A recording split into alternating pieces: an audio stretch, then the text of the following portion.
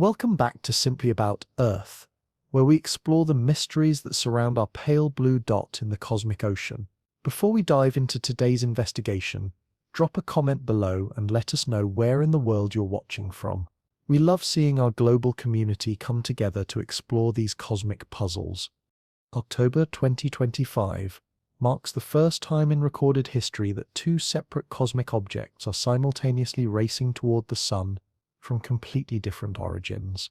3I Atlas, a confirmed interstellar wanderer, carries a chemical signature that breaks conventional expectations of stellar formation. Meanwhile, Swan 2 has brightened so rapidly, it suggests a composition unlike anything from our own Oort cloud. Their combined approach creates a celestial traffic jam that mathematically should happen once every few million years.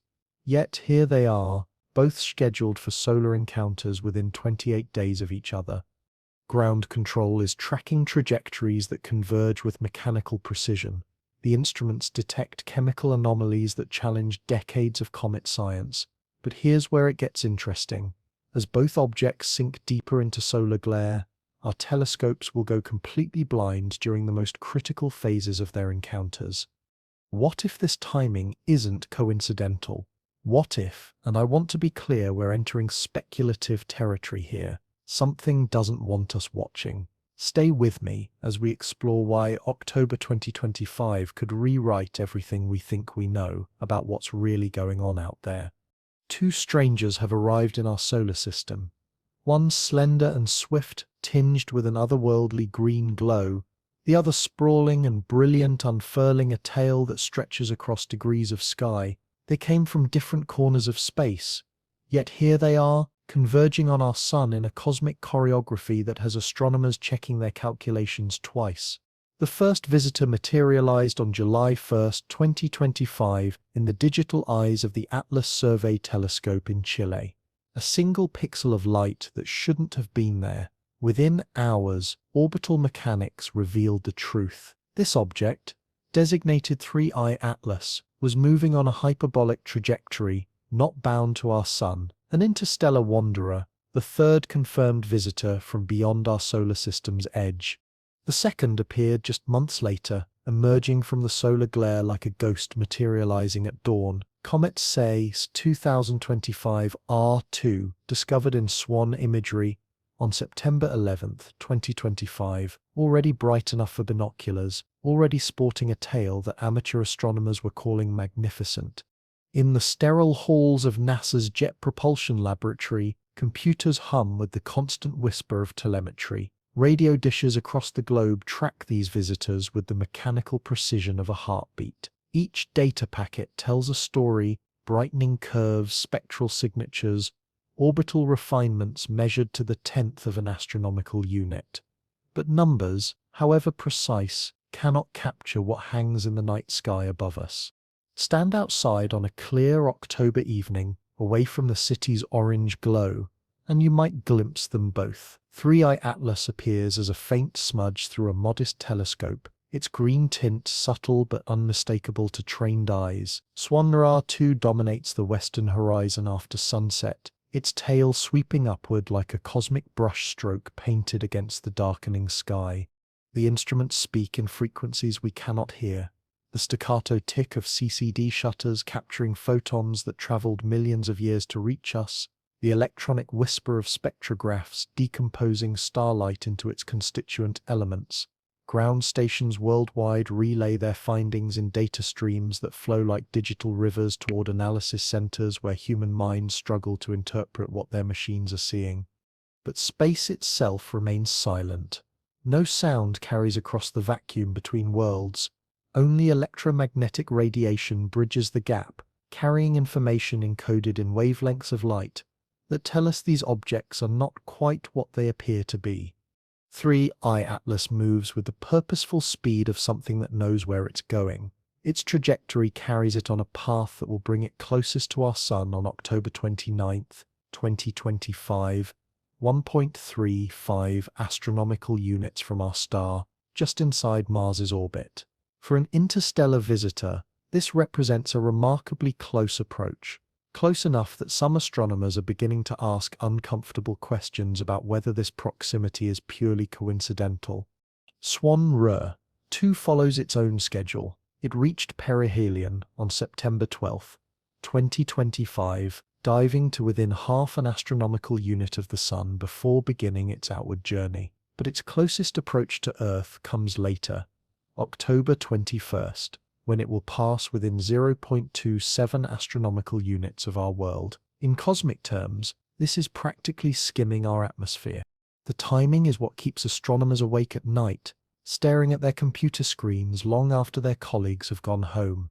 Two objects from completely different origins converging on our inner solar system within weeks of each other. The mathematics of probability suggest this should be extraordinarily rare, yet here we are, witnesses to what may be the most remarkable coincidence in recorded astronomical history, or perhaps, and this is where we enter the realm of scientific speculation, it isn't a coincidence at all. The green tint of 3I Atlas has captured particular attention from both professional astronomers and the public. Spectroscopic analysis reveals the presence of diatomic carbon and cyanogen molecules that fluoresce green when excited by solar radiation. Natural enough for a comet beginning to outgas as it approaches our star, but the intensity and consistency of this coloration has raised eyebrows among researchers who have spent their careers studying these celestial wanderers. Swan Ray 2 presents its own mysteries. Its rapid brightening as it emerged from solar conjunction suggests a composition unlike typical comets from our own Oort cloud. The tail development follows patterns that are familiar yet somehow different, as if following a script written in a slightly foreign language. Scale matters in space, and the contrast between our visitors could hardly be more dramatic. 3I Atlas appears as a needle of light, compact and purposeful. Current estimates suggest a nucleus, perhaps a few kilometers across, modest by cometry standards yet sufficient to generate the activity we observe. Swan R2, by contrast, spreads across the sky like a luminous veil, its coma and tail spanning degrees of arc when viewed from Earth.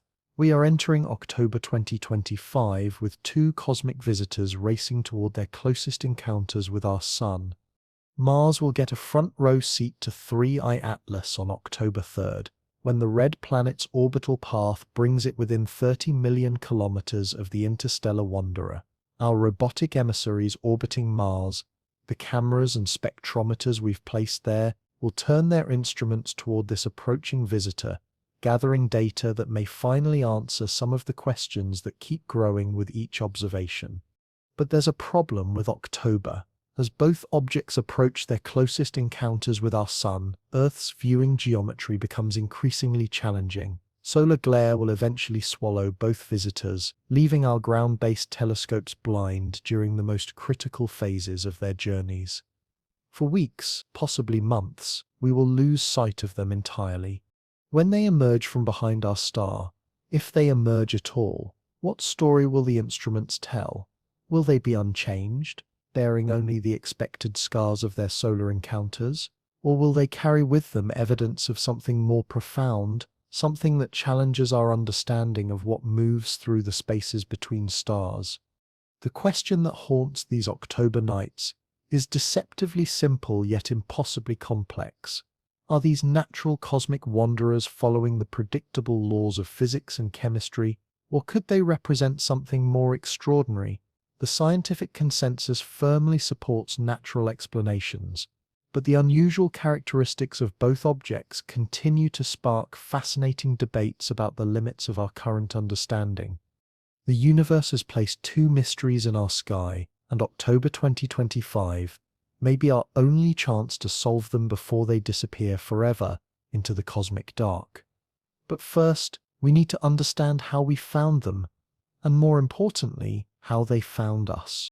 The discovery of cosmic visitors begins not with a dramatic moment of revelation, but with the patient accumulation of photons on silicon sensors scattered across our planet. Each night, automated telescopes scan predetermined patches of sky, their electronic eyes capturing images that will be compared, processed, and scrutinized by algorithms designed to notice what shouldn't be there. The Atlas survey that found 3I Atlas operates 4 telescopes spread across 2 continents, each equipped with cameras capable of monitoring vast swaths of sky simultaneously. Every clear night, they generate hundreds of gigabytes of data, millions of stellar positions measured to extraordinary precision. The discovery of an interstellar visitor emerges from this flood of information as a single anomalous point of light that moves too fast and in the wrong direction. But Atlas is just one voice in a global chorus of automated sentinels. The Catalina Sky Survey in Arizona, Linear in New Mexico, Neowise orbiting high above Earth's atmosphere, all contribute to a network of eyes that never sleep, never blink, never miss a shift in the cosmic order. When Swan-RA-2 appeared in the data from the Solar and Heliospheric Observatory, it wasn't NASA's professional astronomers who first noticed it. Amateur astronomer Vladimir Bezugli, examining Swan imagery for his own research, spotted the anomalous brightening that would become one of the most spectacular comets of 2025. This is how modern astronomy works. Professional and amateur observers, silicon sensors, and human intuition all working together to catch the fleeting moments when something new enters our cosmic neighborhood. The instruments whisper their secrets in the language of photon counts and pixel intensities, but it takes human insight to recognize when those whispers are trying to tell us something extraordinary. Different types of instruments reveal different truths about our celestial visitors. Visible light cameras show us the overall structure, the brightening nucleus, the expanding coma, the sweeping tail that points away from the sun like a cosmic weather vane. But to understand what these objects truly are, we need to break their light apart into its constituent colors. Spectroscopy transforms starlight into information. When molecules in a comet's coma absorb and re-emit solar radiation, they create distinctive fingerprints in the spectrum of light we receive. The Very Large Telescope's observations of 3I Atlas revealed unexpected details, strong emission lines from cyanogen, and, more surprisingly, from nickel atoms glowing in the vacuum of space. The presence of nickel is not unprecedented in comets, but it's unusual enough to warrant attention. More intriguing is what the VLT didn't detect: iron emission lines that typically accompany nickel in natural samples. The absence of iron combined with the strong nickel signature creates a chemical fingerprint that doesn't quite match expectations based on our understanding of how comets form and evolve. The James Webb Space Telescope turned its infrared eyes toward 3I Atlas in August 2025, revealing a composition dominated by carbon dioxide with relatively little water vapor, at least at the large distances where these observations were made. This is consistent with a comet whose outer layers are rich in volatile ices that sublimate at lower temperatures, creating activity long before water ice begins to contribute significantly to the observed coma. Swan imagery provides yet another perspective. The Solar and Heliospheric Observatory's Swan instrument maps the distribution of hydrogen atoms created when water molecules are broken apart by solar ultraviolet radiation. This gives us a three-dimensional view of how water vapor spreads through space around active comets, revealing details invisible to conventional telescopes. The Hubble Space Telescope contributed high-resolution imagery that constrains the size of 3I Atlas's nucleus to perhaps a few kilometers across, substantial enough to generate the observed activity, but small enough to have escaped detection until it was already well into our solar system. Each observation adds another piece to a puzzle that grows more complex with every data set. But instruments can deceive as well as reveal. The automated processing systems that analyze telescopic imagery are designed to recognize known patterns, the predictable behavior of objects following Keplerian orbits around the Sun. When something behaves differently, even subtly, those differences can be masked by the very algorithms designed to make sense of the data. Consider the challenge of measuring brightness changes. Comets don't brighten steadily as they approach the Sun. Instead, they undergo complex variations, driven by the sublimation of different ices at different distances, the rotation of irregularly shaped nuclei, and the episodic release of dust and gas from active regions. Distinguishing between natural variability and genuinely anomalous behavior requires careful analysis by experts who understand the subtle nuances of cometary physics. The green coloration observed in 3I Atlas illustrates this complexity. Several molecules can produce green emission under the conditions found in cometary comas. Diatomic carbon is the most common culprit, fluorescing green when excited by solar radiation. Cyanogen can also contribute to green coloration. Without high-resolution spectroscopy to definitively identify the responsible molecules, the green tint remains suggestive rather than diagnostic. Media coverage of unusual astronomical discoveries tends to amplify uncertainty into sensation. When preliminary reports mention unexpected chemical signatures or unusual orbital characteristics, those details can be transformed into evidence for extraordinary interpretations long before peer review has had a chance to validate or refute the initial observations. The scientific process is designed to be self-correcting, but that correction often happens more slowly than public interest demands answers.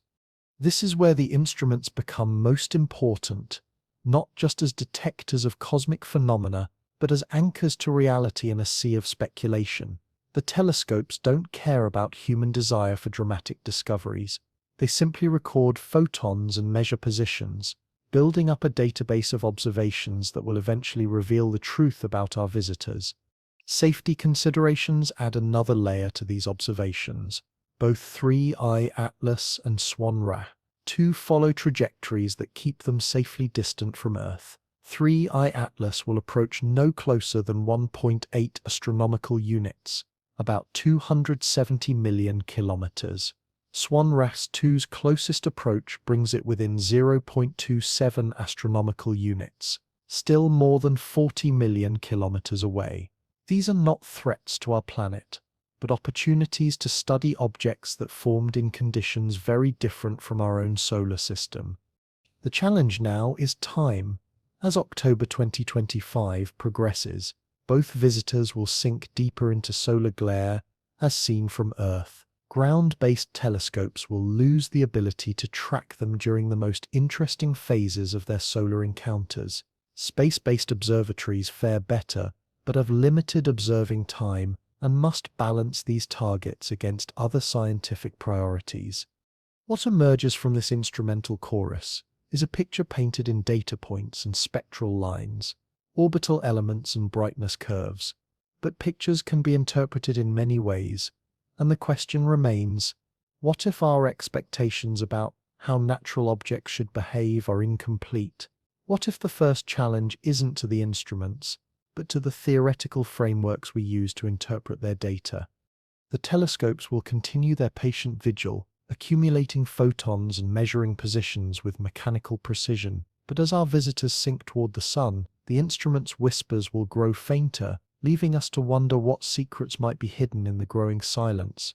Deep space speaks in the vocabulary of atoms, and 3I Atlas is telling us a story written in an unexpected dialect.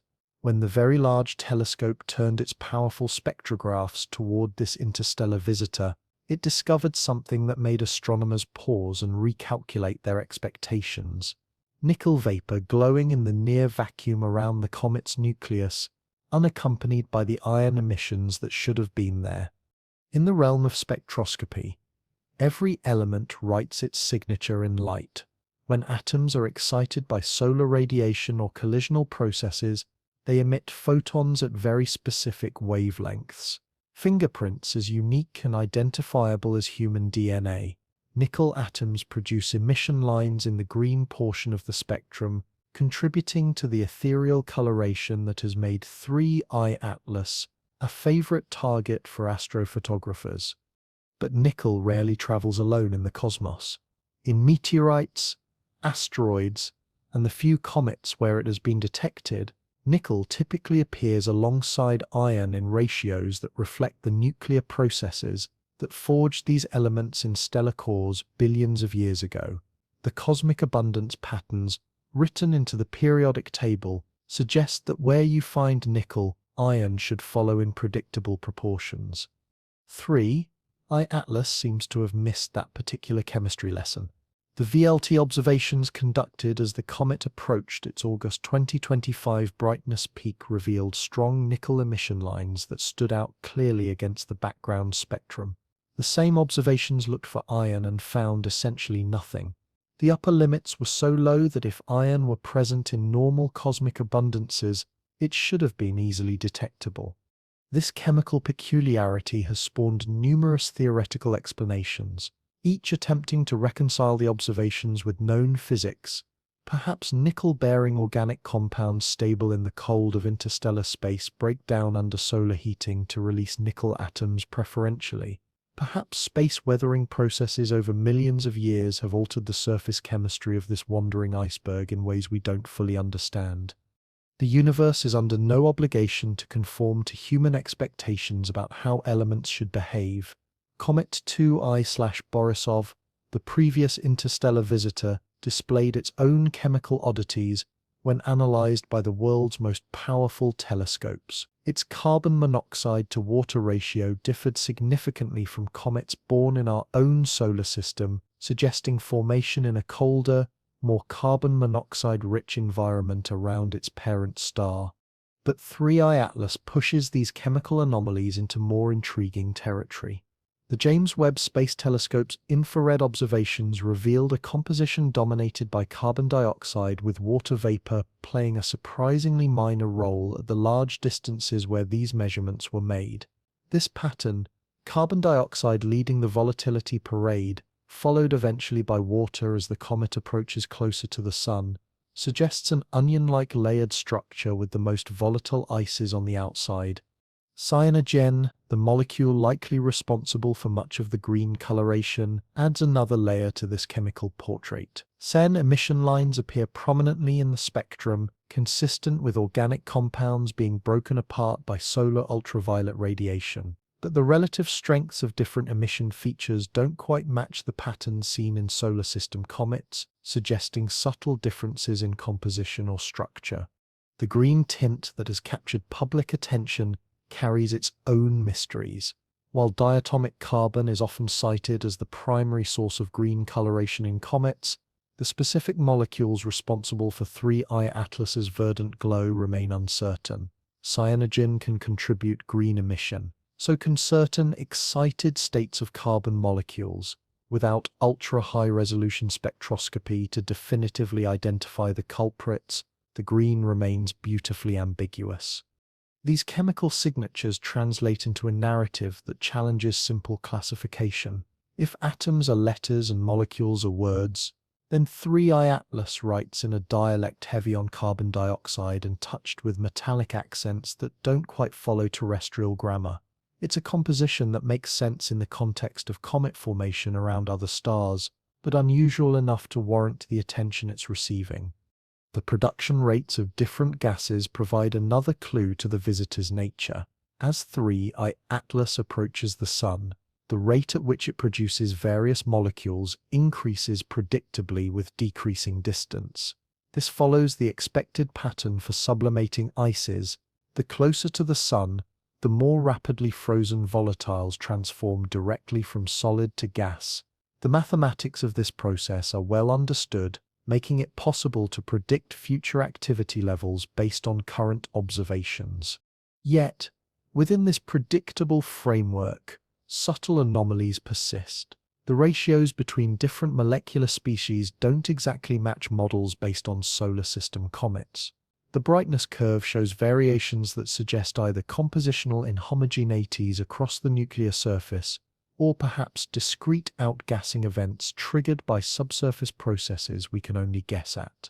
The amateur astronomy community has contributed significantly to characterizing these chemical mysteries.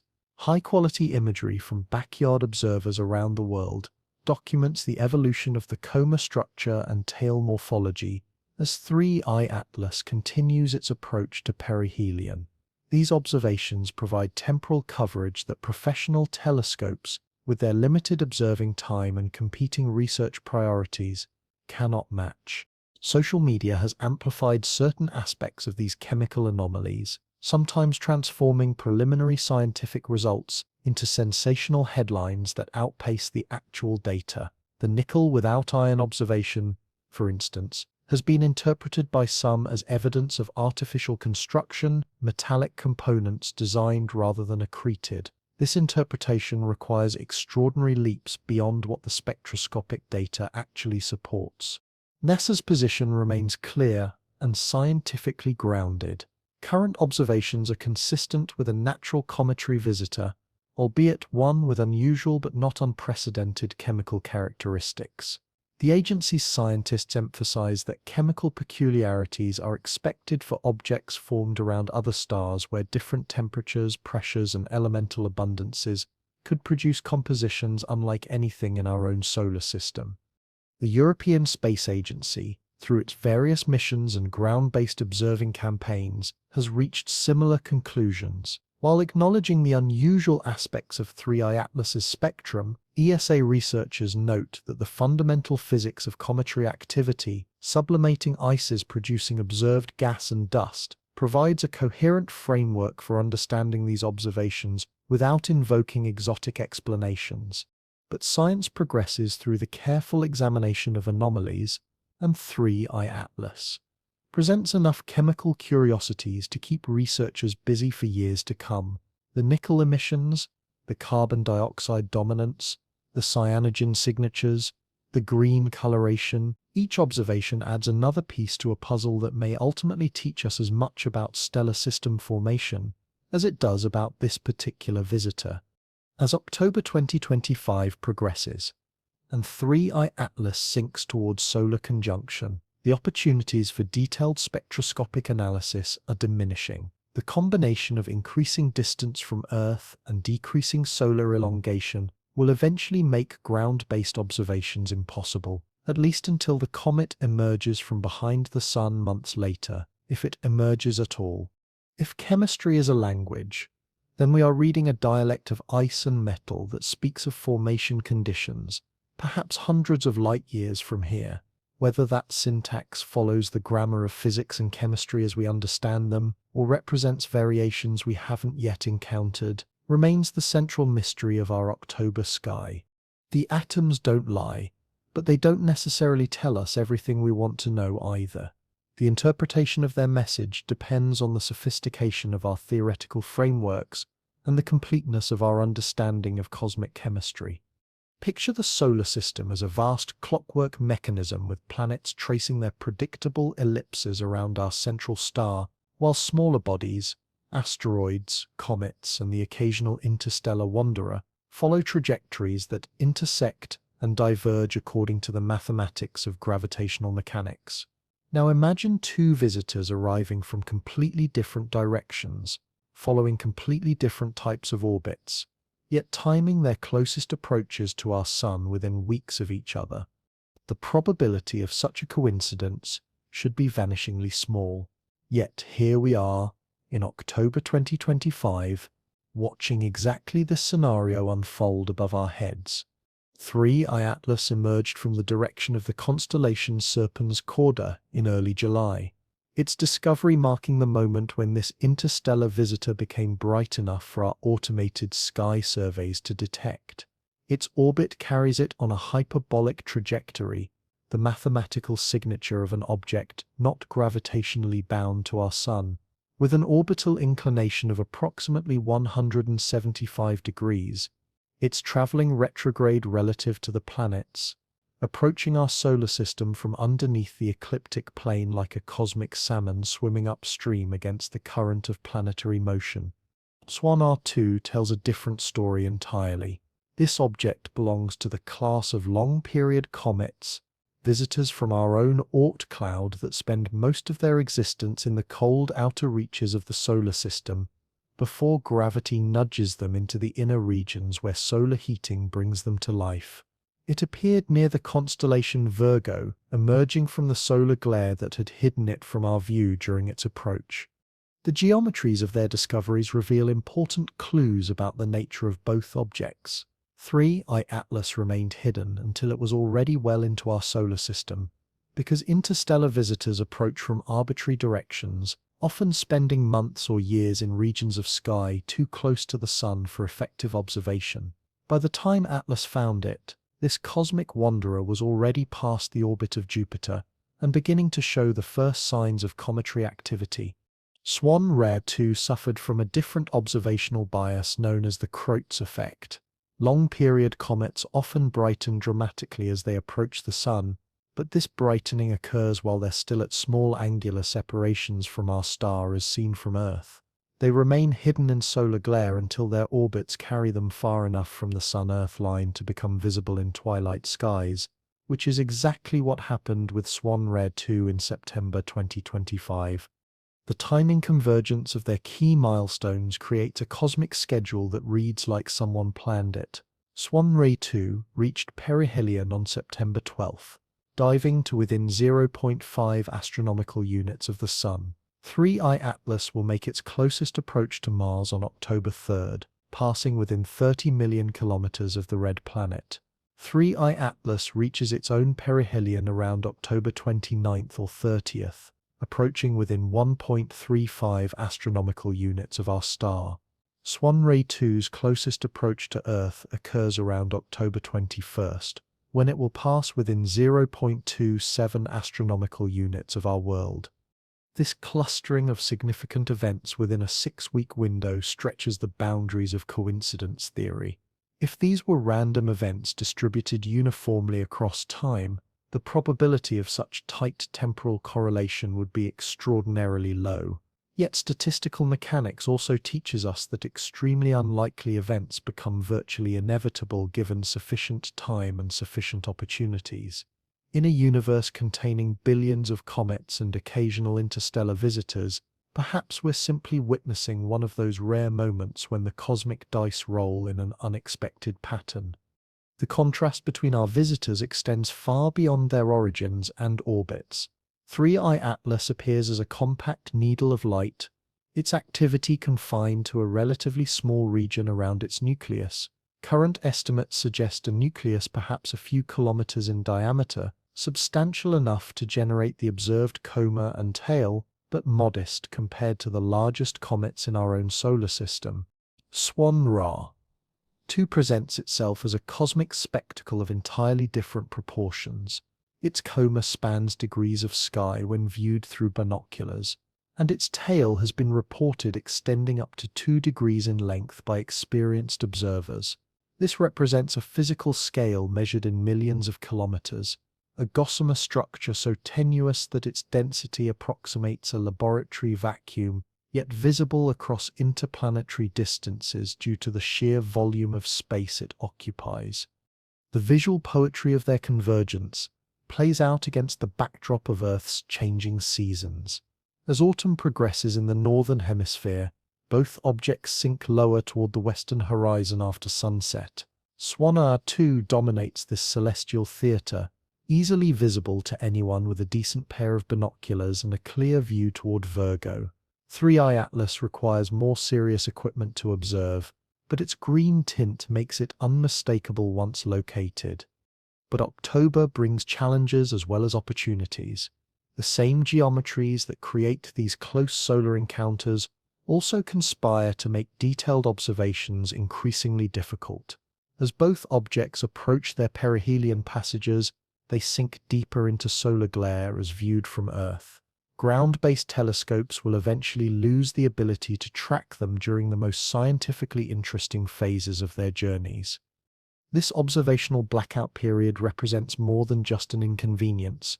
It's a gap in our knowledge that may prove crucial to understanding what these visitors truly represent.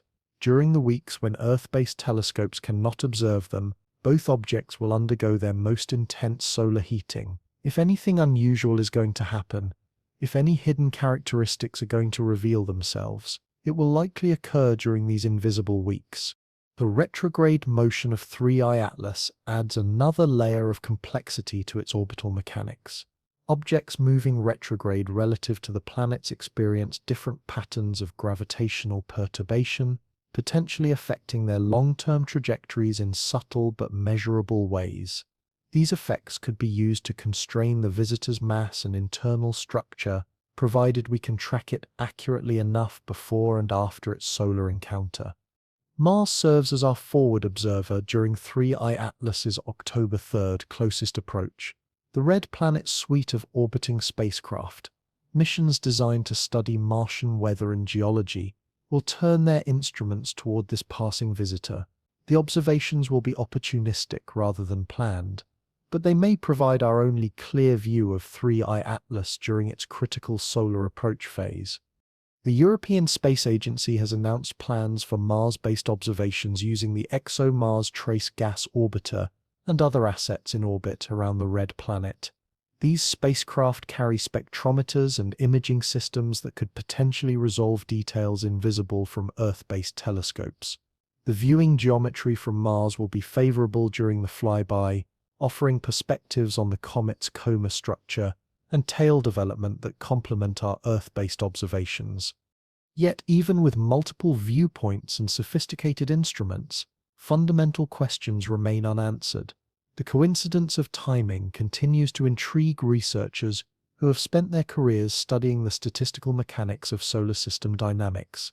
In a cosmos where chance encounters span millions of years, why are we witnessing two such dramatically different visitors arriving virtually simultaneously? Is this poetry written in the language of orbital mechanics, or could there be underlying factors we haven't yet recognized? The scientific consensus favors natural explanations and cosmic coincidence, but the precise timing continues to spark fascinating discussions about the limits of our current understanding. Human minds are pattern-seeking machines, evolved to find meaning in chaos and purpose in randomness. When confronted with two cosmic visitors arriving at our sun within weeks of each other, displaying unusual characteristics and following trajectories that seem almost choreographed, those minds begin constructing narratives that extend far beyond what the data actually supports. Let me be clear from the outset. What follows are speculative scenarios and thought experiments, not established scientific fact.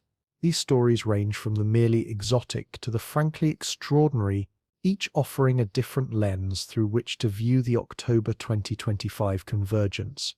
While fascinating to consider, they remain firmly in the realm of imagination rather than evidence-based astronomy. The Scout and Fortress hypothesis, purely speculative, positions 3I Atlas as an advanced reconnaissance probe, swift and maneuverable, tasked with surveying our solar system's resources and defenses. Swan-Ra 2 in this fictional scenario serves as the main installation, a mobile base or communications relay capable of supporting extended operations in our inner solar system. The timing of their arrivals wouldn't be coincidental, but coordinated, representing phases of a larger mission that began years or decades ago in the cold spaces between stars. A maintenance run interpretation, again purely theoretical, suggests both objects might be part of an ancient infrastructure, automated systems that follow predictable cycles to service equipment or update programming scattered throughout our local galactic neighborhood. 3I Atlas might carry software updates or replacement components, while Swan-Ra 2 provides the manufacturing capability or power resources necessary for major system overhauls. Our solar system in this speculative view is merely one stop on a regular service route. The ancient patrol concept, entering full science fiction territory, imagines these visitors as remnants of a monitoring network established millions of years ago by a civilization concerned with the development of potentially dangerous intelligence in their cosmic neighborhood. As our radio emissions began leaking into space over the past century, dormant systems might have activated, dispatching both reconnaissance elements and more substantial platforms to assess the threat level represented by emerging human technology. Perhaps most provocatively, and I want to emphasize this, is pure speculation. Some suggest these objects might represent a reply to humanity's unintentional message to the stars. Our radio and television broadcasts, radar systems, and satellite communications have been expanding outward at light speed for decades, creating an ever-growing bubble of electromagnetic signature around our planet. If someone or something has been listening, 3i Atlas and Swan R2 might constitute their response, arriving not randomly, but in direct reaction to our technological coming of age. These speculative frameworks gain traction partly because they address a fundamental aspect of human psychology, our tendency to seek patterns and meaning in unusual events. This assumption has served science well in many contexts, driving discoveries from stellar evolution to black hole physics, but it can also create cognitive biases where we see intention and design in phenomena that have perfectly natural explanations. Dr. Avi Loeb, the Harvard astronomer who gained international attention for his suggestions about Oumuamua's potentially artificial nature, has extended similar arguments to 3i Atlas. He points to the unusual chemical signatures, the precise timing of the solar approach, and the apparent coordination with Swan Ra-2 as characteristics worth investigating more thoroughly. His arguments emphasize that extraordinary claims require extraordinary evidence, but also that unusual observations deserve careful consideration rather than immediate dismissal. NASA and the European Space Agency maintain more conservative positions, emphasizing that current observations remain consistent with natural explanations despite their unusual characteristics. Agency scientists note that our sample of interstellar visitors remains extremely small, just 3 confirmed objects over the past 8 years, making it difficult to establish what should be considered normal or anomalous for this population. The tension between these perspectives reflects deeper questions about scientific methodology and the nature of evidence itself. How unusual must an observation be before we seriously consider explanations that challenge our fundamental assumptions about the universe? How do we balance scientific conservatism against the risk of missing genuinely revolutionary discoveries? Media coverage has amplified certain aspects of these debates, while downplaying others. The nickel without iron observation receives dramatic coverage on social media platforms, often accompanied by speculation about industrial processes or manufacturing signatures that goes far beyond what the spectroscopic data actually supports. Meanwhile, the genuine scientific puzzles posed by 3i Atlas, the unusual volatile composition, the precise orbital timing, the coordination with Swan R2, receive less attention despite being more solidly grounded in observational data. The psychology of pattern seeking also plays a role in how these theories develop and spread. Humans are predisposed to see agency and intention in random events, particularly when those events seem to have significant implications for our future. The idea that cosmic visitors might be deliberately sent rather than randomly encountered satisfies deep psychological needs for meaning and control in an apparently chaotic universe. Historical precedents provide both caution and encouragement for considering unusual interpretations.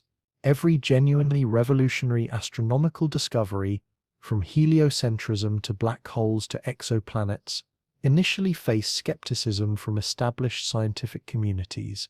But history also shows that extraordinary claims without extraordinary evidence typically fade into obscurity, leaving behind cautionary tales about the dangers of premature speculation. The October 2025 convergence offers an opportunity to test these competing hypotheses against real data. If 3i Atlas and Swan R2 are natural comets following predictable physical laws, their behavior during perihelion passage should conform to well-established models of ice sublimation and dust emission. If they represent something more exotic, the deviations from expected behavior should become apparent during their closest approaches to the Sun. But there's a significant observational challenge. The same solar glare that makes perihelion passages so scientifically interesting also makes them difficult or impossible to observe from Earth. During the most critical phases of their solar encounters, both objects will be hidden from our ground-based telescopes, leaving us to infer what happened based on their condition when they emerge from behind the Sun, if they emerge at all. This observational gap creates space for speculation to flourish, unchecked by data. In the absence of direct measurements, any theory becomes possible, any interpretation becomes plausible. The October silence may tell us as much about human psychology as it does about cosmic visitors, regardless of which theoretical framework ultimately proves correct. The convergence of Three-Eye Atlas and Swan Ra too represents a moment of genuine scientific opportunity. Whether they turn out to be exotic ice balls or something requiring new theoretical frameworks, they're expanding our understanding of what exists in the spaces between stars and what might occasionally find its way to our cosmic neighborhood. The theories we construct around them say as much about our hopes and fears as they do about the objects themselves, but perhaps that's exactly as it should be.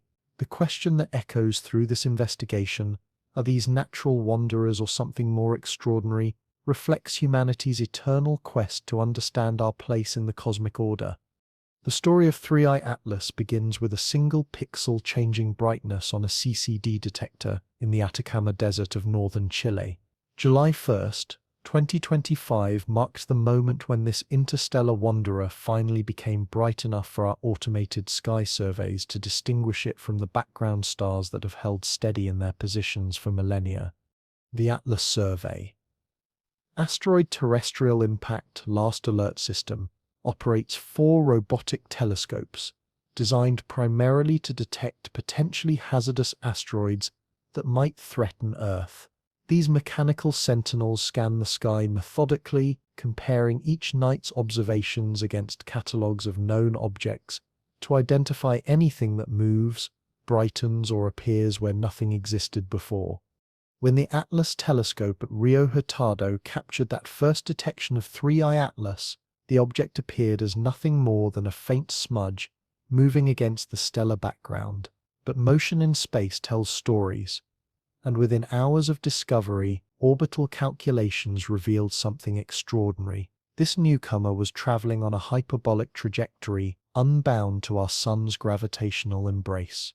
The mathematics of orbital mechanics divide all celestial objects into 2 fundamental categories: those that belong to our solar system, following elliptical paths that eventually bring them back to where they started, and those that are merely passing through, following hyperbolic trajectories that carry them past our sun once and then out into the cosmic void forever. Three-Eye Atlas falls definitively into the second category, marking it as only the 3rd confirmed interstellar visitor in recorded human history.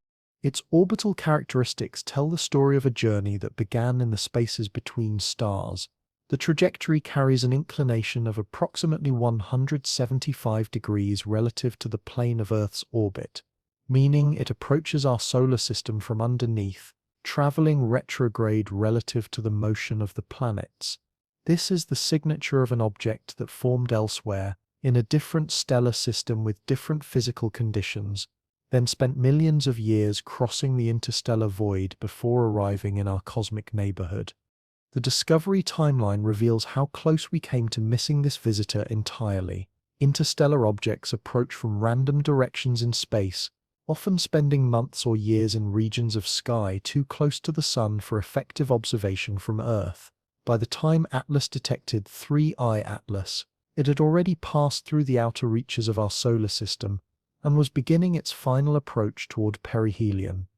Backtracking the orbital calculations suggest this wanderer has been within our solar system since early 2025, perhaps even late 2024, gradually brightening as it approached the sun and began to show the first signs of cometary activity. The delayed discovery illustrates one of the fundamental challenges of interstellar object detection.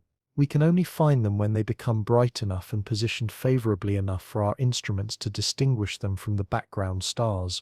Current projections place Three-Eye Atlas's closest approach to the sun, its perihelion, around October 29th or 30th, 2025, at a distance of approximately 1.35 to 1.4 astronomical units. To put this in perspective, this places the visitor just inside the orbit of Mars, closer to our star than any previous interstellar object has been observed to approach.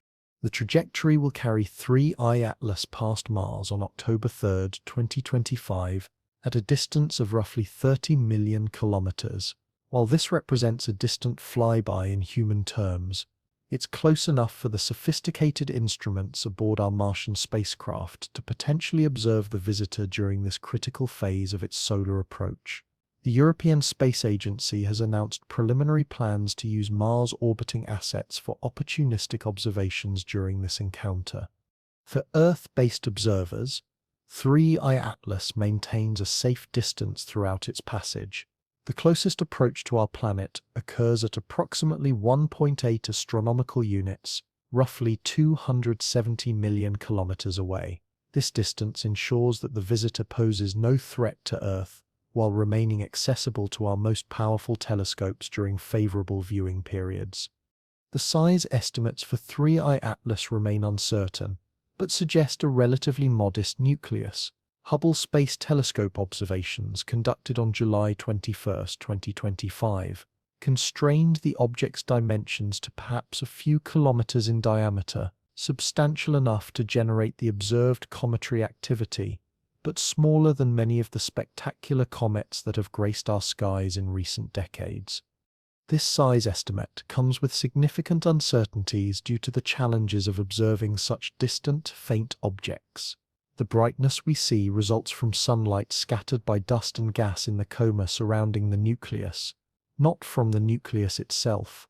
Determining the actual size requires careful modeling of how efficiently the nucleus reflects sunlight and how much material it's releasing into space through sublimation processes. The observational campaign coordinated around 3I Atlas represents one of the most intensive studies ever conducted of an interstellar visitor. The Hubble Space Telescope has provided high-resolution imagery tracking changes in coma structure and brightness over time. The James Webb Space Telescope turned its infrared capabilities toward the object in August, revealing details about its chemical composition that would be impossible to obtain from ground-based observations. The Very Large Telescope in Chile has contributed crucial spectroscopic data, breaking the visitor's light into constituent colors to identify the specific molecules and atoms glowing in its coma. These observations reveal the unusual chemical signatures, strong nickel emission without accompanying iron, prominent cyanogen lines, and carbon dioxide dominance that have made 3I Atlas such a subject of scientific interest and public fascination. Multiple space telescopes continue tracking this visitor as it approaches its October encounters, but time is running short for detailed observations from Earth's vicinity. The combination of increasing distance and unfavorable solar elongation angles will eventually make ground-based observations impossible, leaving us dependent on whatever data our Mars-based assets can gather during the brief flyby window. The international coordination required for this observational campaign illustrates how modern astronomy operates as a global enterprise. Telescopes in Chile track the object during Southern Hemisphere nights, then hand off coverage to facilities in Hawaii and the Canary Islands as Earth's rotation carries the visitor into different viewing zones. Space-based observatories provide continuity across daylight cycles and atmospheric conditions that might block ground-based observations. But perhaps the most intriguing aspect of 3I Atlas's discovery involves what we almost missed. The visitor's faint nature and unfavorable early viewing geometry meant that for months, possibly years, it traveled through our solar system undetected. How many similar objects might have passed through without ever becoming bright enough or positioned favorably enough for our surveys to find them? The detection efficiency for interstellar visitors depends heavily on their size, composition, and trajectory. Objects that don't develop substantial comae might remain invisible until they pass very close to the Sun, while visitors approaching from certain directions might be hidden in solar glare during their entire passage through the inner solar system. Statistical models suggest that for every interstellar object we detect, dozens or hundreds might pass through unobserved. 3I Atlas represents not just a singular discovery, but a glimpse into what might be a much larger population of cosmic wanderers crossing through our neighborhood on a regular basis. As October 2025 progresses, 3I Atlas continues its relentless approach toward perihelion, now visible to experienced observers with modest telescopic equipment. Its green-tinged coma has become a distinctive feature in the autumn sky, a reminder that our solar system serves as a crossroads for travelers from distant stars. Before it vanishes into solar glare, Mars gets a front-row seat to whatever secrets this visitor might be carrying. The question remains whether our instruments, both on Mars and here on Earth, are sophisticated enough to detect any genuinely anomalous behavior in the brief time we have left to observe this remarkable cosmic wanderer. The universe paints its stories in wavelengths of light, and 3-Eye Atlas has been creating a masterpiece in green since its discovery. As this interstellar visitor approaches our Sun, its nucleus heats up and begins releasing frozen gases that have been locked in ice for millions of years. But the palette emerging from this cosmic artist doesn't quite match the colors we expect from objects born in our own solar system. The green coloration that has captivated observers worldwide emerges from a complex interplay of chemistry and physics occurring in the near vacuum around the comet's nucleus. When molecules are excited by solar ultraviolet radiation or collisional processes, they emit light at very specific wavelengths, determined by the quantum mechanical structure of their electron orbitals. For green emission, the most common culprits are diatomic carbon molecules and cyanogen radicals, both of which fluoresce brilliantly when bathed in sunlight. Scientific coverage of the phenomenon has explored the leading candidates for this verdant glow, noting that while diatomic carbon remains the most likely explanation based on past cometary observations, the specific molecular species responsible for 3-Eye Atlas's coloration have not yet been definitively confirmed through high-resolution spectroscopy. The distinction matters because different molecules tell different stories about the conditions under which this visitor formed and evolved. Cyanogen, a molecule consisting of carbon and nitrogen atoms, represents one of the most toxic substances known to chemistry. Yet it glows with ethereal beauty when liberated into the vacuum of space. Its presence in cometary spectra provides clues about the organic chemistry that occurred in the stellar nursery, where 3-Eye Atlas originated. The abundance of cyanogen relative to other carbon-bearing molecules can reveal details about temperature, pressure, and chemical processes that occurred billions of years ago around a distant star. But the green glow represents only the most visible aspect of a much more complex chemical story.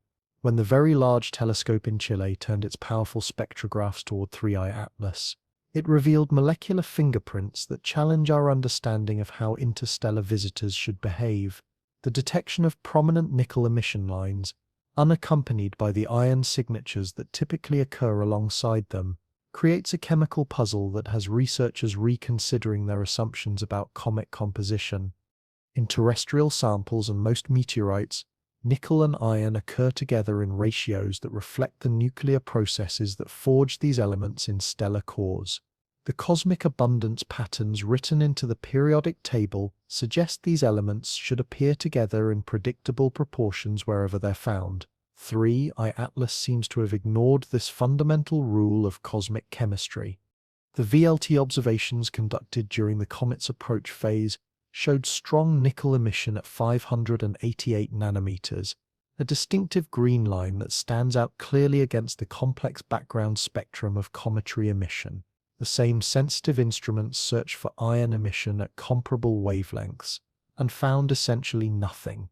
The upper limits were so stringent that if iron were present in normal cosmic ratios, it should have been easily detectable. Several theoretical explanations have been proposed to account for this chemical anomaly. Nickel-bearing organic compounds stable in the extreme cold of interstellar space might decompose under solar heating to preferentially release nickel atoms into the gas phase. Space weathering processes operating over millions of years could potentially alter surface chemistry in ways that affect how different elements are incorporated into sublimating ices. The broader chemical portrait revealed by multiple observational campaigns paints 3-Eye Atlas as a visitor shaped by very different formation conditions than objects born in our own solar system. James Webb Space Telescope observations using the NIR SPEC instrument revealed a composition dominated by carbon dioxide, with water vapor playing a surprisingly minor role during the early phases of cometary activity. This carbon dioxide dominance tells a story of formation in a colder, more volatile-rich environment than the region where Earth and the other terrestrial planets formed. Different stellar systems experience different temperature profiles during planet formation, potentially leading to comets with chemical compositions unlike anything in our own Oort cloud or Kuiper belt. The European Space Agency's analysis of these infrared observations notes that the low water-to-carbon dioxide ratio observed at large heliocentric distances represents typical early activation behavior, where the most volatile ices sublimate, first as the comet begins its approach to the Sun. As 3I Atlas continues toward perihelion, the relative contribution of water vapor to the overall gas production should increase as less volatile ices reach their sublimation temperatures. Production rates of different molecular species provide another window into the visitor's nature. As 3I Atlas approaches the Sun, the rate at which it produces water vapor, carbon dioxide, cyanogen, and other species increases predictably with decreasing heliocentric distance. These production curves follow the expected patterns for sublimating ices, providing strong evidence that we're observing natural physical processes rather than artificial emissions. Yet, within this framework of predictable behavior, subtle anomalies persist that keep researchers intrigued. The ratios between different molecular production rates don't exactly match models based on solar system comets. The brightness variations show patterns that suggest either compositional inhomogeneities across the nuclear surface or discrete outgassing events triggered by subsurface processes that remain poorly understood. The amateur astronomy community has played a crucial role in documenting these chemical changes over time. High-quality imaging from experienced observers around the world provides temporal coverage that professional telescopes, with their limited observing time and competing priorities, cannot match. These observations track changes in coma color, tail development, and overall brightness that complement the detailed spectroscopic studies conducted by major observatories. Social media has amplified certain aspects of these chemical mysteries, sometimes transforming preliminary scientific results into sensational claims that exceed what the data actually supports. The nickel without iron observation has been interpreted by some as potential evidence of industrial processes or manufacturing signatures, despite the availability of natural explanations for this phenomenon. NASA's official position emphasizes that current observations remain consistent with a natural cometary visitor, albeit one with unusual but not unprecedented characteristics.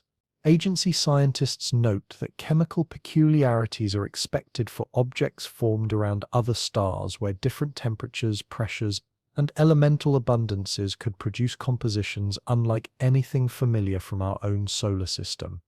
The distinction between exotic and extraordinary remains crucial for interpreting these observations. Exotic chemistry, unusual but explainable through known physical processes, differs fundamentally from extraordinary chemistry that might suggest artificial origins. 3I Atlas clearly displays exotic characteristics, but whether those characteristics cross the threshold into the extraordinary remains a subject of ongoing scientific debate. Historical context provides important perspective on these chemical anomalies. Comet 2I/Borisov, the previous interstellar visitor studied in detail, displayed its own chemical oddities that initially puzzled researchers. Its carbon monoxide to water ratio differed significantly from solar system comets. Yet detailed analysis revealed these differences could be explained by formation in the colder outer regions of its parent stellar system. The VLT analysis of 3I Atlas includes discussion of alternative chemistry pathways that could produce the observed nickel signatures without invoking exotic explanations. Nickel-carbonyl compounds formed through reactions between nickel-bearing dust grains and carbon monoxide in the cold interstellar medium could potentially explain the preferential release of nickel over iron when heated by solar radiation. As October 2025 progresses and 3I Atlas continues its approach toward perihelion, opportunities for detailed chemical analysis are diminishing. The same solar heating that activates the most interesting chemical processes also positions the comet at increasingly challenging viewing angles from Earth-based telescopes. The question that lingers is whether that molecular switching on we observe represents simply chemistry awakening under solar influence, or something more complex that we don't yet understand. The molecules themselves don't reveal their ultimate origins. They simply glow with the quantum mechanical precision that governs all matter, whether natural or shaped by processes we have yet to comprehend. October 3rd, 2025 marks a cosmic appointment that has been millions of years in the making. On this date, 3I Atlas will sweep past Mars at a distance of approximately 30 million kilometers, close enough for the red planet's fleet of robotic explorers to turn their instruments toward this interstellar visitor and potentially gather the most detailed observations we may ever obtain of an object from another star system. In the vocabulary of planetary science, 30 million kilometers hardly qualifies as a close encounter. The distance represents roughly 5 times the separation between Earth and Moon, or about 1/5 of an astronomical unit. But in the context of interstellar visitors following hyperbolic trajectories at tens of kilometers per second, this represents an extraordinary opportunity for detailed study during a critical phase of the comet's solar approach. The European Space Agency has announced preliminary plans to coordinate observations using multiple Mars-orbiting spacecraft during this brief encounter window. The ExoMars Trace Gas Orbiter, originally designed to study the Martian atmosphere, carries spectrometers capable of analyzing the chemical composition of 3I Atlas's expanding coma. Mars Express, now in its 3rd decade of operations around the red planet, provides additional imaging capabilities and spectrographic instruments that could contribute to our understanding of this cosmic visitor. NASA's Mars Reconnaissance Orbiter, equipped with the powerful HiRISE camera system, presents perhaps the most intriguing observational possibility. While the comet will be far too distant for surface feature resolution, HiRISE's exceptional sensitivity and resolution could potentially reveal details about coma structure, dust distribution, and tail geometry invisible to Earth-based telescopes operating through the filter of our planet's atmosphere. The observational geometry during the Mars flyby provides advantages unavailable from any Earth-based viewing location. Mars will be positioned at a different angle relative to the Sun-comet line, potentially revealing aspects of the coma and tail structure that remain hidden from our terrestrial perspective. The lack of atmospheric interference eliminates the seeing limitations and absorption effects that constrain ground-based observations, allowing for potentially sharper images and more accurate photometric measurements. However, significant challenges complicate these observational plans.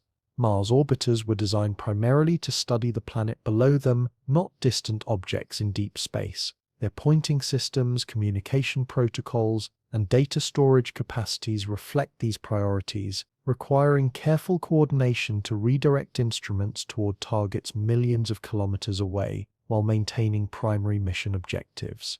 The scientific goals for these Mars-based observations focus on characterizing aspects of 3I Atlas that remain poorly understood from Earth-based studies. Detailed imaging could reveal the size distribution of dust particles in the coma through analysis of how they scatter sunlight at different phase angles. Spectrographic observations could constrain the relative abundances of different molecular species, particularly during the active outgassing phase as the comet approaches closer to the Sun. Ion tail geometry represents another potential target for Mars-based observations.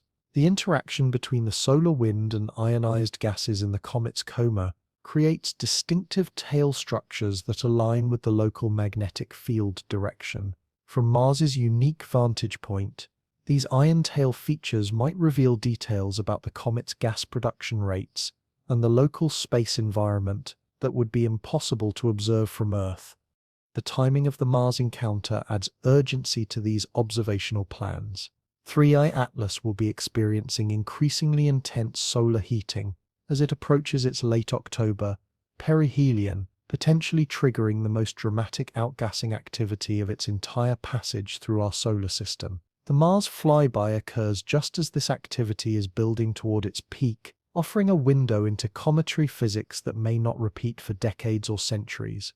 but practical limitations constrain what even the most sophisticated Mars-based instruments can achieve.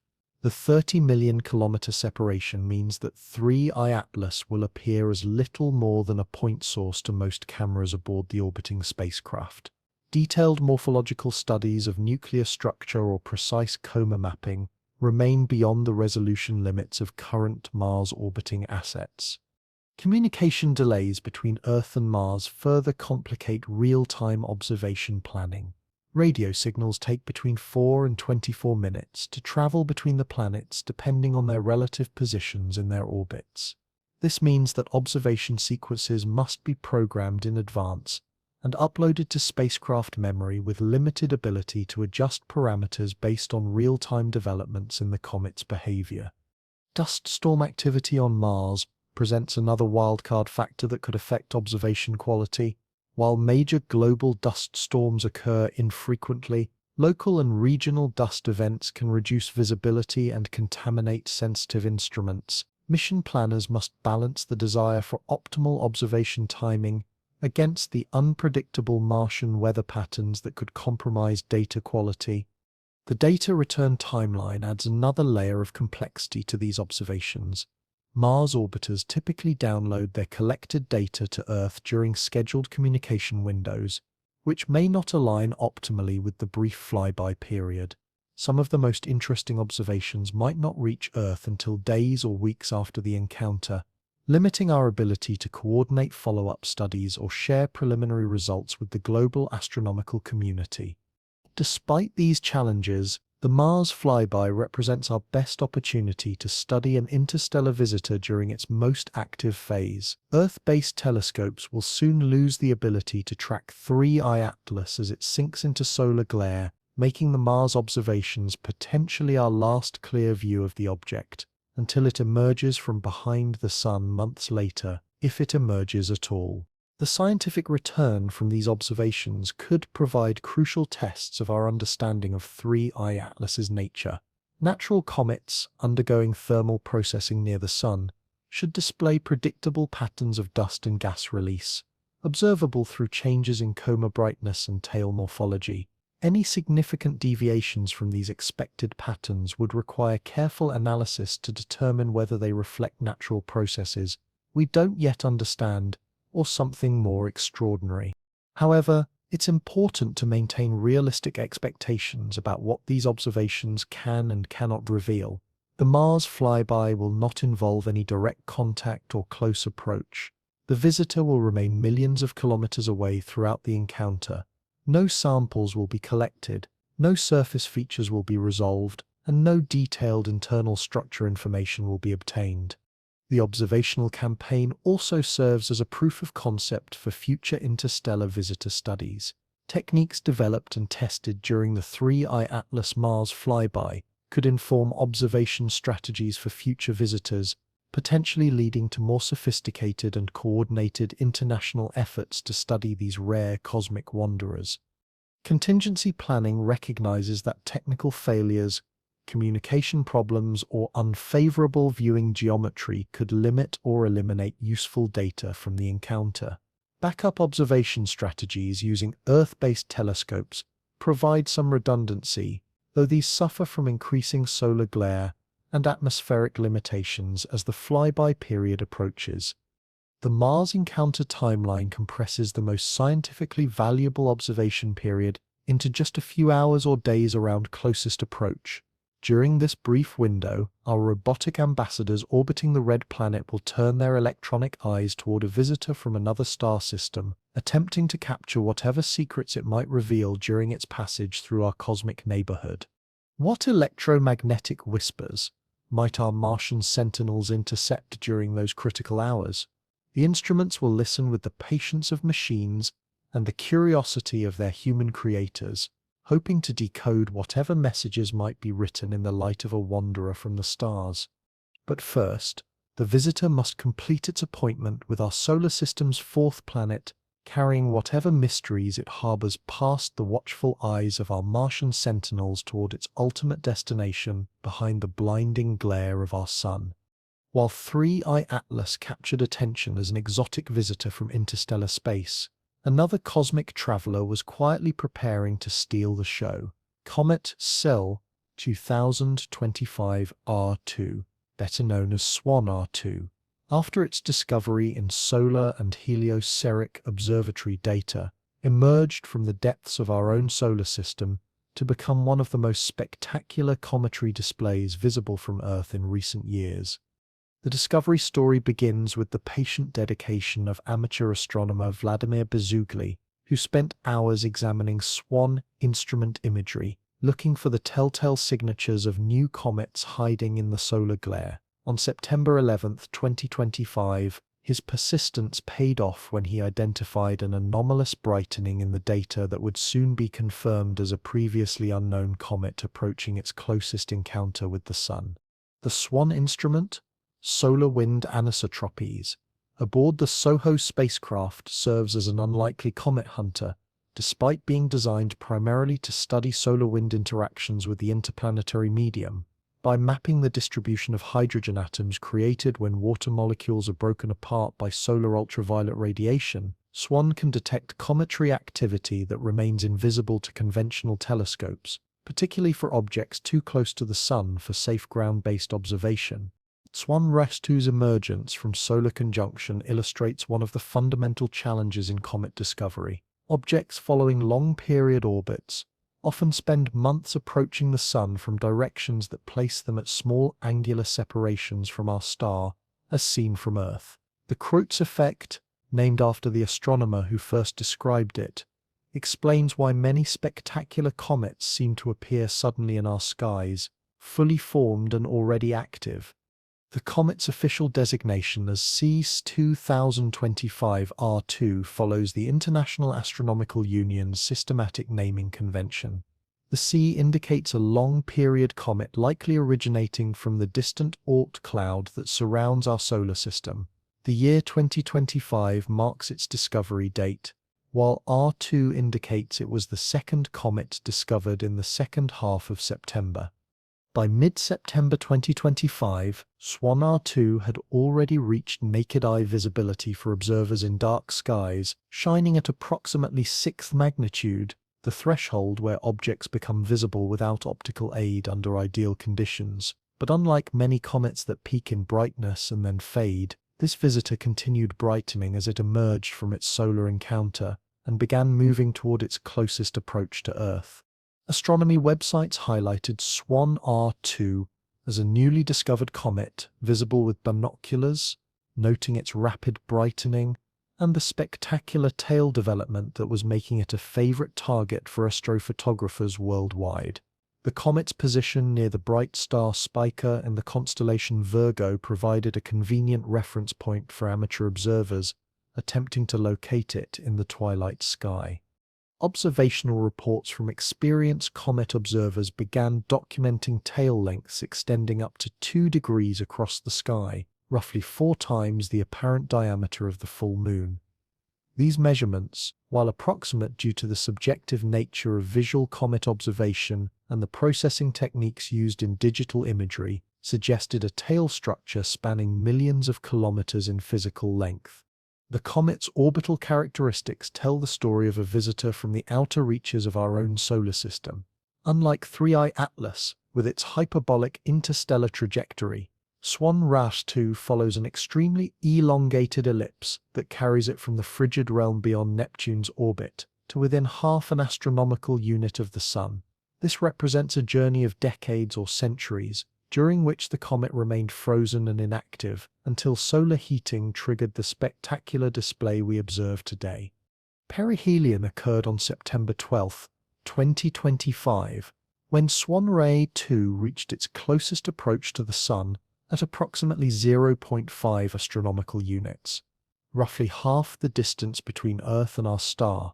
This close solar encounter subjected the comet to intense heating that vaporized surface ices and released the dust and gas that create the visible coma and tail structures. The comet's closest approach to Earth is projected for October 21, 2025, when it will pass within 0.27 astronomical units of our planet, approximately 40 million kilometers away. This represents a favorable viewing geometry that places Swan R2 at its most accessible for detailed observation during the same time frame when 3I Atlas approaches its own perihelion. Current brightness estimates place Swan RIS-2 at magnitude 6 to 7 during mid-September, making it easily visible through binoculars and beginning to approach naked eye visibility for observers with excellent viewing conditions. The continued brightening suggests the comet may reach magnitude 4 or 5 by its closest approach to Earth, potentially making it one of the brightest comets visible during 2025. The southern hemisphere provides the most favorable viewing conditions for Swan Ra-2 during its evening apparition, though northern hemisphere observers can still observe the comet low in the western sky after sunset. The comet's position relative to the ecliptic plane and its motion relative to Earth create changing viewing geometries that affect visibility throughout its observing window. Amateur astronomy networks worldwide have mobilized to document Swan Ra-2's development, creating a real-time observational database that complements professional astronomical studies. High-quality imagery from experienced comet photographers reveals intricate details in the tail structure, including potential disconnection events, where magnetic field interactions temporarily separate portions of the ion tail from the main comet body.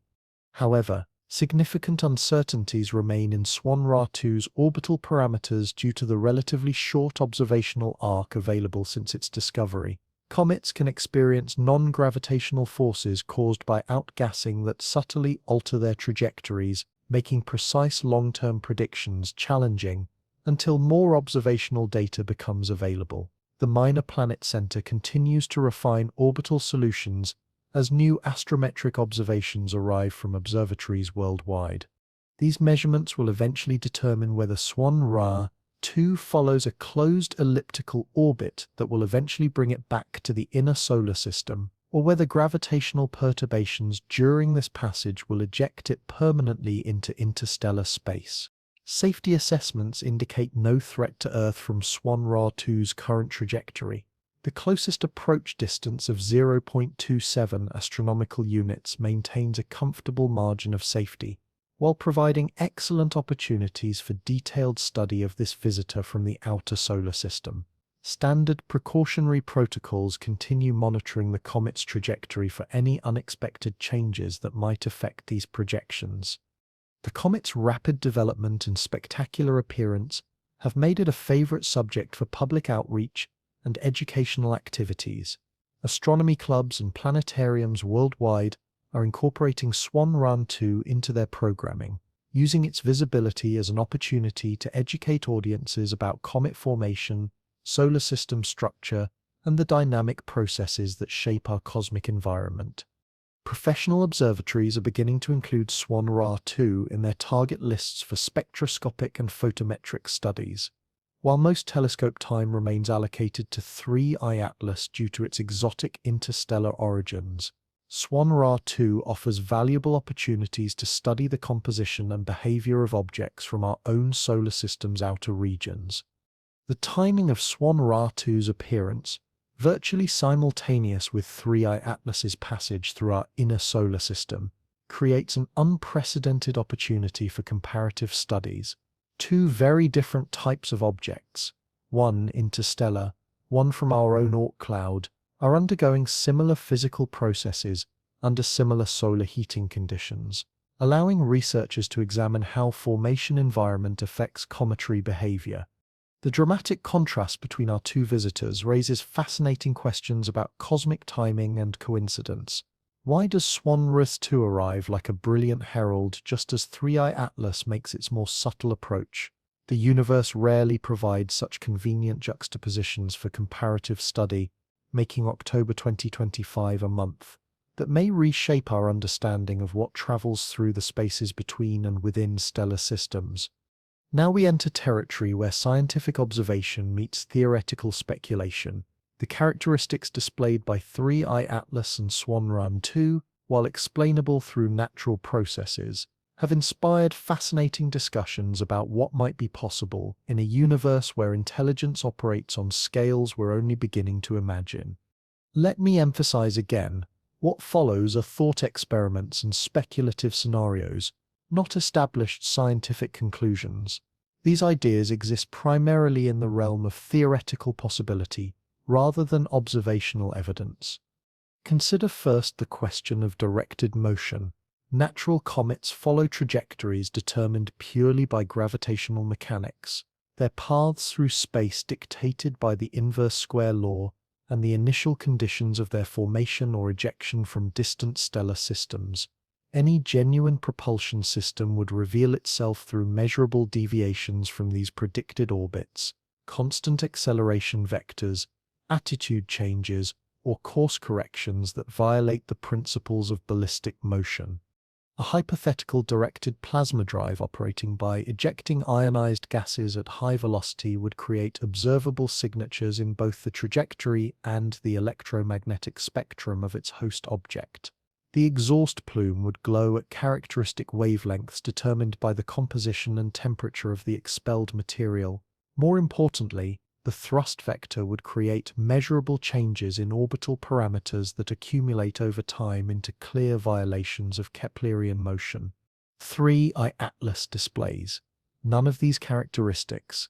Its hyperbolic trajectory follows the expected path of an object gravitationally unbound to our Sun, with brightness and spectral changes that correlate predictably with decreasing heliocentric distance. The outgassing observed by our most sensitive instruments appears entirely consistent with natural sublimation processes driven by solar heating. Yet, the precision of its timing, arriving at Mars and Earth's vicinity within a narrow window that coincides with Swan Road 2's closest approaches, creates patterns that some find intriguing from a statistical perspective. If coordination rather than coincidence were to explain this convergence, it would require propulsion systems operating with such subtlety that they remain undetectable by our current observational methods. Electromagnetic phenomena present another area where natural processes might potentially mask more complex behaviors.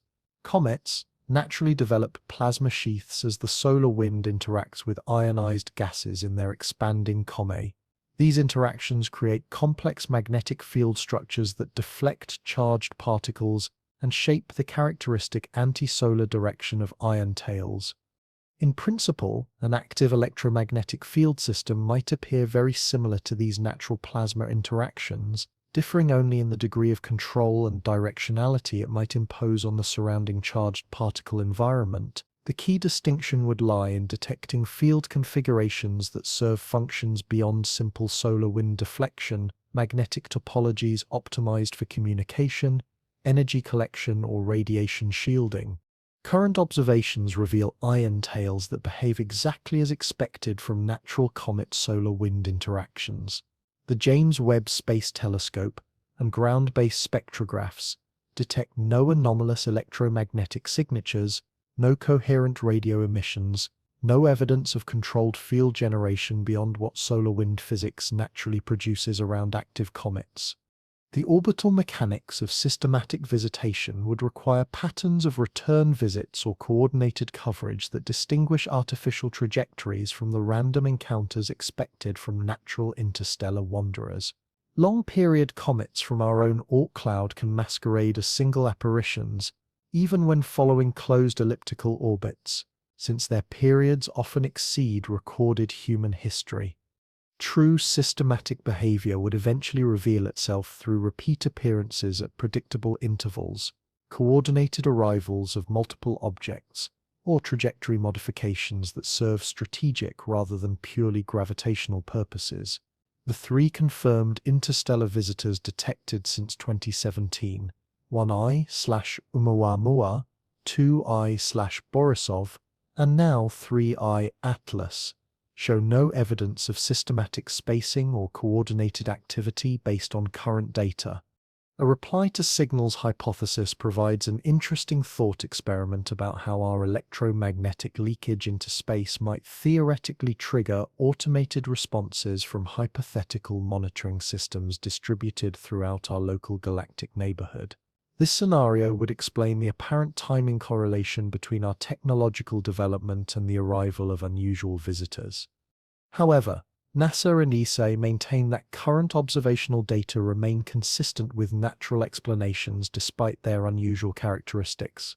The agencies emphasize that extraordinary claims require extraordinary evidence, and the chemical signatures, orbital mechanics, and physical behavior observed in both 3I Atlas and SWAN-RA 2 fall within the range of natural cometary phenomena, albeit at the exotic end of that range. The nickel without iron observation in 3I Atlas's spectrum illustrates how anomalous chemistry can inspire multiple interpretations. While some have suggested this might indicate industrial processes that selectively concentrate certain elements, the VLT analysis includes detailed discussion of natural pathways, nickel-carbonyl chemistry, space weathering effects, and selective sublimation processes that could produce similar chemical fingerprints without invoking technological origins. Brightness changes and activation patterns represent another area where natural and more exotic explanations might appear similar. Comets routinely display non-linear brightening curves as different volatile species reach their sublimation temperatures at different heliocentric distances. This creates the appearance of discrete activation events that might suggest systems coming online, when in reality they reflect the physics of ice sublimation in vacuum. Distinguishing between natural outgassing and hypothetical artificial emission would require analysis of thrust vectors, acceleration profiles, and energy budgets that exceed what random sublimation processes could produce. Current observations show brightness and spectral changes that correlate exactly with the expected behavior of sublimating ices under increasing solar flux. The theoretical signatures of genuine engineering would be detectable through several observational channels. Constant thrust acceleration would accumulate into measurable orbital perturbations over time. Attitude control systems would produce periodic variations in brightness or spectral characteristics as different surfaces or components face toward or away from the Sun. Coherent electromagnetic emissions would stand out against the natural radio background of space. Coordinated international monitoring efforts have searched for exactly these kinds of anomalous signatures using radio telescopes, radar systems, and sensitive photometric equipment. The Very Large Array, Arecibo's successor facilities, and other major radio observatories have conducted systematic searches for artificial signals from both visitors. No coherent transmissions, no structured electromagnetic emissions, no evidence of active electronics have been detected. Radar observations attempted by several facilities have also returned null results, though the extreme distances involved make detection challenging even for the most powerful planetary radar systems. The lack of strong radar returns is consistent with natural cometary surfaces composed of low-density ice and dust mixtures rather than metallic or highly reflective artificial structures. Infrared observations provide another test for distinguishing between natural and potentially artificial origins. Manufactured objects typically display thermal signatures that differ from natural bodies due to their internal heat sources, thermal regulation systems, or exotic materials. Both 3I Atlas and SWAN-R2 show infrared emission profiles consistent with solar heating of natural ice and dust mixtures. The energy budgets implied by various technological scenarios also present significant challenges when analyzed quantitatively. Interstellar travel requires enormous energy expenditures, whether for acceleration, life support, or communication across galactic distances. Objects capable of such journeys would likely display signatures of advanced energy systems that remain conspicuously absent from our observations. Mission escalation protocols exist within the international astronomical community for responding to genuinely anomalous discoveries. If multiple independent observatories detected clear evidence of artificial signatures, structured signals, non-gravitational acceleration patterns, or impossible chemical compositions, coordinated follow-up campaigns would mobilize resources from NASA, ESA, and other space agencies to conduct intensive studies. These protocols have not been activated for either 3I Atlas or SWAN-R2, indicating that despite their unusual characteristics, both objects remain within the bounds of natural phenomena as understood by mainstream astronomy. The scientific consensus continues to favor exotic but natural explanations for their observed properties. However, the absence of detected artificial signatures doesn't conclusively rule out more exotic possibilities, particularly for hypothetical technologies operating beyond our current detection capabilities. Advanced civilizations might theoretically employ propulsion systems, communication methods, or material science that produce signatures we lack the sophistication to recognize or interpret. This epistemological limitation, our inability to definitively prove the absence of extraordinary characteristics, creates space for continued speculation about technological interpretations. The gap between what we can observe and what might theoretically exist allows for scenarios that remain unfalsifiable given our current instrumental capabilities. The psychological appeal of technological explanations reflects deeper human desires to find purpose and intelligence in natural phenomena that might otherwise represent mere coincidence. The precise timing of both visitors' arrivals, their unusual characteristics, and their convergence on our solar system during a period of human technological advancement create narrative patterns that our pattern-seeking minds interpret as potentially meaningful. Statistical analysis of interstellar visitor arrival rates suggests that the apparent clustering of unusual objects in recent years might represent observational selection effects rather than genuine increases in visitation frequency. Our detection capabilities have improved dramatically over the past decade, making it more likely that we would notice objects that might have passed through undetected in previous eras. The 3 confirmed interstellar visitors detected since 2017, 1I/Oumuamua, 2I/Borisov, and 3I Atlas, each displayed characteristics that initially puzzled researchers but ultimately yielded to natural explanations upon detailed analysis. This track record suggests that unusual properties do not necessarily imply artificial origins, even when those properties challenge existing theoretical frameworks.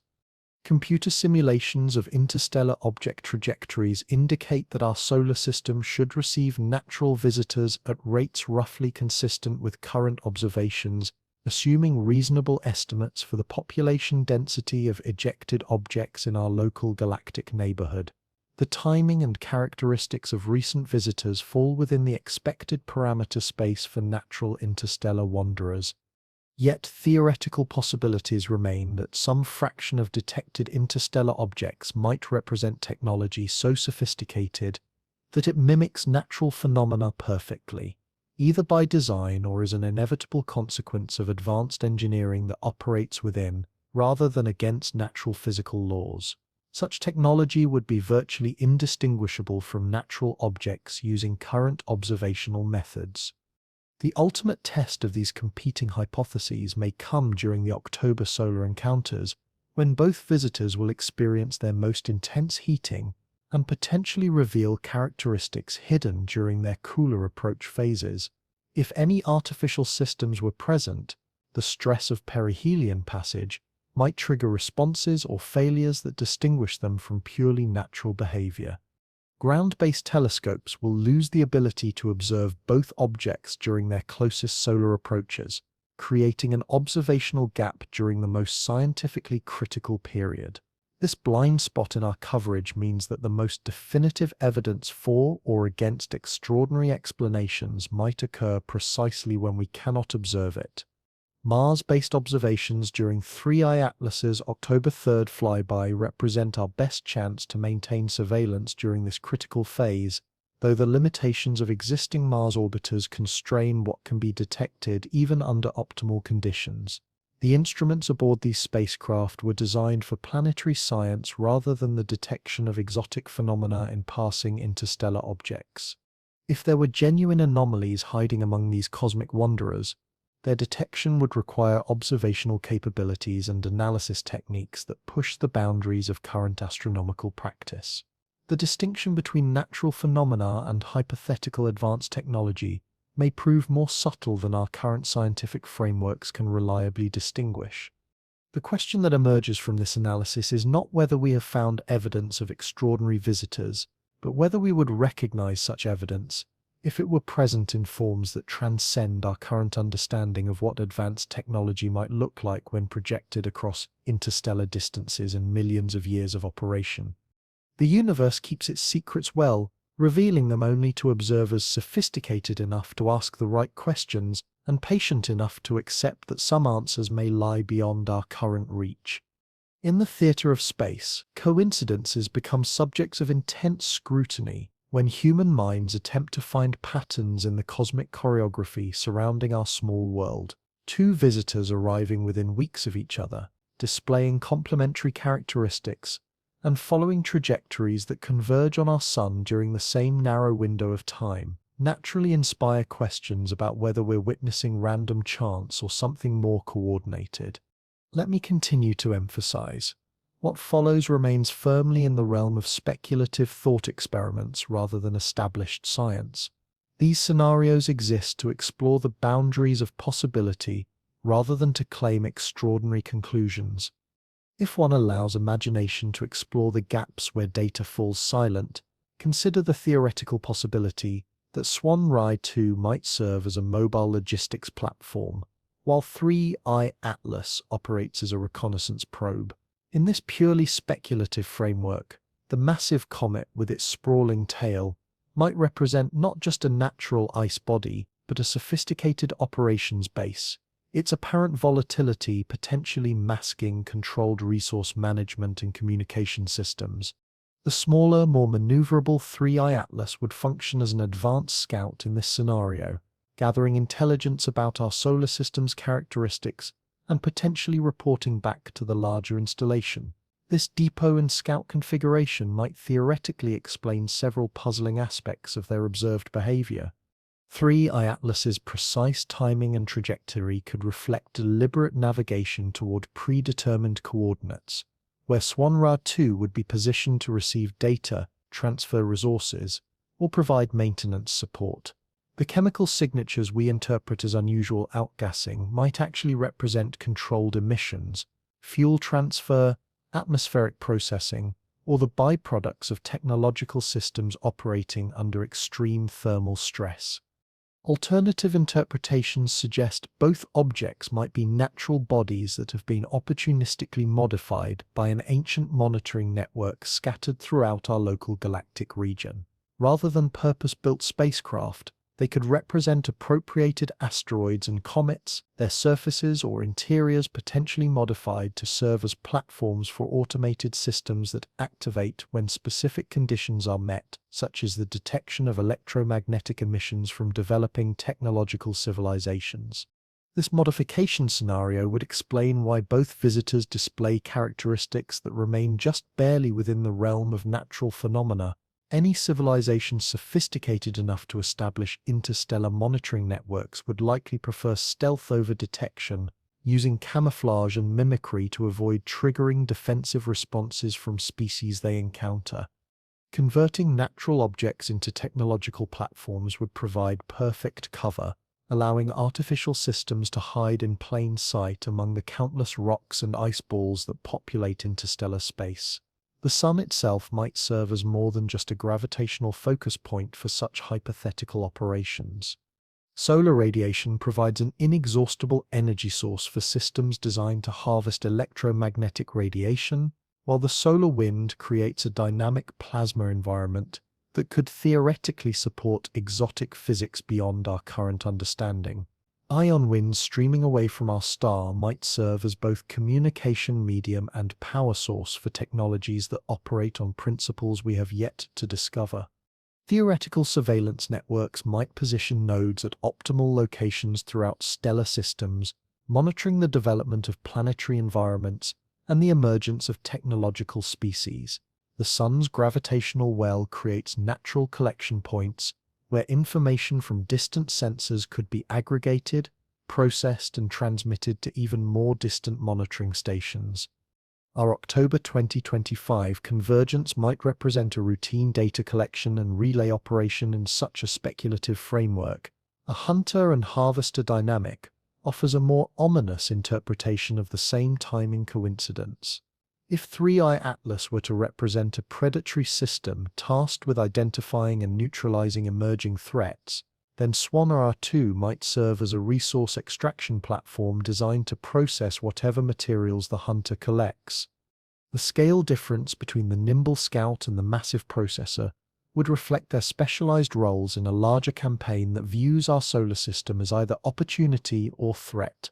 Imagery emerging from this speculative framework paints scenes of the small courier spiraling inward toward its rendezvous, while the larger installation unfurls collectors and processing systems in preparation for whatever materials or information the scout delivers.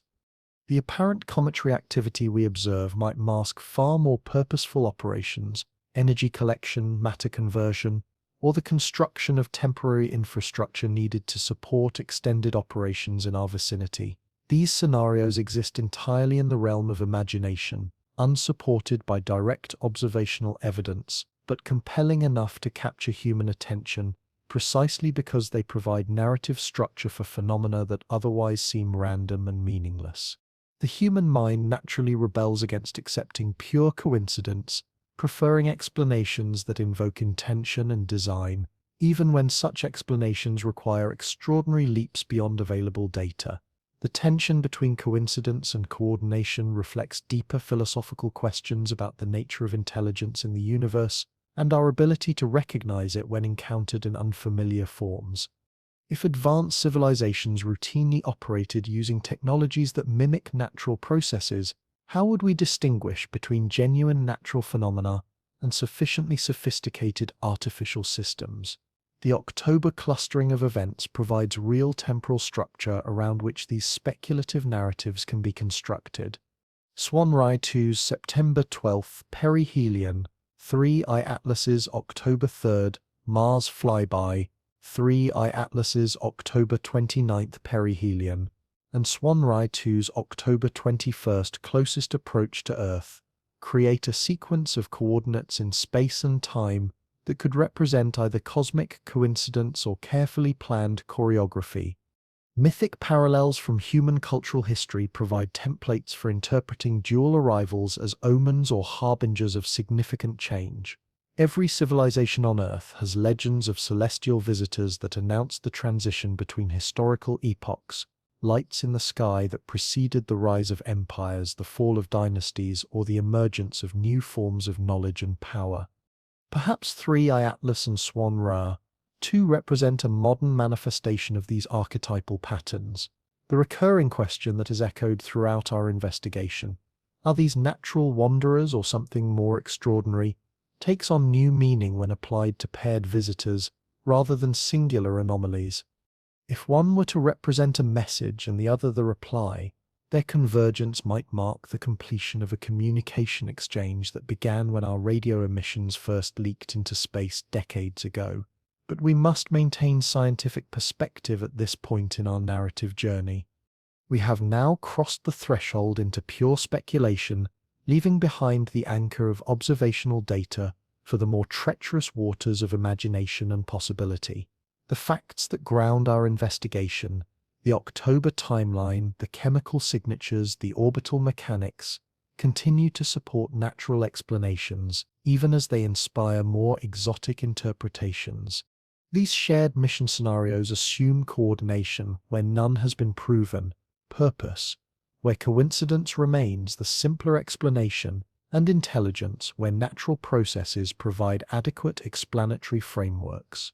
These assumptions reflect human psychological needs for meaning and pattern, as much as they reflect genuine scientific puzzles about the behavior of interstellar visitors.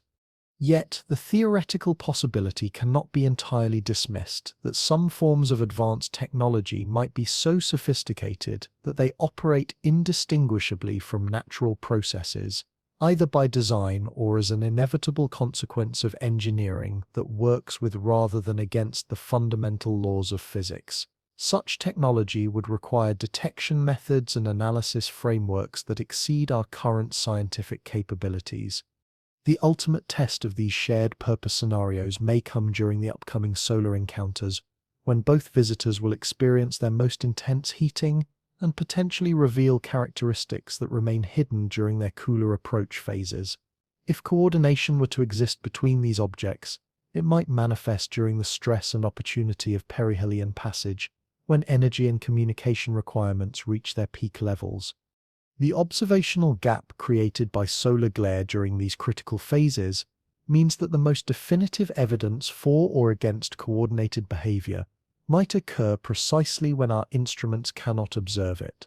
We may emerge from the October silence with refined data about natural cometary processes, or we might find ourselves confronting evidence that challenges our fundamental assumptions about what moves through the darkness between stars. The question of what mission might require both precision and scale, both a scalpel and a factory, remains tantalizingly unanswered. The theoretical answer might be written in the fire of our sun during the hidden weeks ahead, when two cosmic visitors dance their final steps in humanity's sight, before vanishing into the archives of memory and speculation. In the realm of speculative astronomy, where imagination meets physics, few scenarios capture the sense of cosmic purpose, quite like the relay hypothesis. The idea that 3i Atlas might serve as a data courier while Swan R2 functions as a processing and transmission center, converging on our sun to complete an information exchange that has been years or decades in preparation. Again, I want to emphasize this remains purely theoretical speculation rather than scientific conclusion. Picture 3. Atlas as a hypothetical messenger, arriving from interstellar space carrying compressed archives of observations gathered during its long journey through our local galactic neighborhood. Its modest size and nimble trajectory suggest optimization for speed and maneuverability rather than bulk data storage. Yet even a small object could theoretically contain vast amounts of information if encoded using sufficiently advanced storage technologies. The unusual chemical signatures we observe might represent not natural outgassing, but controlled data operations, information being inscribed into physical substrates as the courier approaches its designated rendezvous coordinates. Swan R2, emerging from our own solar system's outer reaches, presents the complementary profile of a data center designed for processing and relay operations. Its massive scale and dramatic tail development could theoretically mask sophisticated collection arrays and transmission systems optimized to operate under the extreme conditions found near stellar environments. The apparent cometary activity might camouflage directed energy beams, plasma manipulation systems, or exotic communication technologies that function by modulating solar-wind interactions. The sun itself becomes the crucial third element in this hypothetical relay operation. Our star represents the most powerful energy source within hundreds of astronomical units, capable of powering systems that would be impossible to operate using portable power supplies alone. But the sun offers more than just raw energy. It creates a unique physical environment where gravitational lensing effects, magnetic field interactions, and plasma dynamics might enable communication technologies that operate on principles beyond our current understanding. Gravitational lensing provides one theoretical mechanism for long-distance communication using stellar-scale infrastructure. Einstein's general relativity predicts that massive objects like stars can focus electromagnetic radiation, creating natural telescopes capable of detecting signals from enormous distances. A sufficiently advanced civilization might theoretically position relay stations at gravitational focus points throughout the galaxy, using stars as amplifiers for communication networks that span interstellar distances. The plasma environment surrounding our sun creates another set of possibilities for exotic physics applications. The solar wind carries charged particles throughout the solar system, establishing electrical currents and magnetic field structures that could potentially be manipulated by advanced technologies. Imagine systems that write information directly into plasma flows, encoding messages in the magnetic field configurations that stream past planets and into interstellar space. Visual imagery of this hypothetical data handoff paints scenes of industrial-scale operations masked by natural phenomena. Swan R2 might unfurl collection surfaces, disguised as dust and gas clouds, harvesting solar radiation with an efficiency that makes photosynthesis look primitive. Memory storage systems could write information into crystalline matrices that can survive interstellar radiation and temperature extremes. The installation might bathe in ionic fire while terabytes of compressed intelligence flow between systems operating at the intersection of matter and energy. The concept of harvesting sunlight for energy-hungry data operations reflects the enormous power requirements that any interstellar communication system would face. Broadcasting signals across galactic distances requires energy expenditures that strain even stellar-scale resources. The October 2025 convergence might represent the optimal time window when solar activity, planetary alignments, and receiving station positions create favorable conditions for maximum efficiency data transmission. Earth's radio bubble provides a potential trigger for this entire hypothetical operation. Since the 1920s, our planet has been leaking electromagnetic radiation into space at increasing rates, creating an expanding sphere of artificial signals that currently extends roughly 100 light-years in all directions. To any monitoring systems positioned within this bubble, our radio emissions would represent clear evidence of emerging technological intelligence, a handshake signal that might activate dormant relay networks established long ago for exactly this purpose. The timing correlation between our technological development and the recent arrival of unusual interstellar visitors takes on new significance in this speculative context. If automated monitoring systems detected our first radio transmissions decades ago, they would need time to dispatch courier systems from distant staging areas, navigate interstellar space, and coordinate with local relay infrastructure.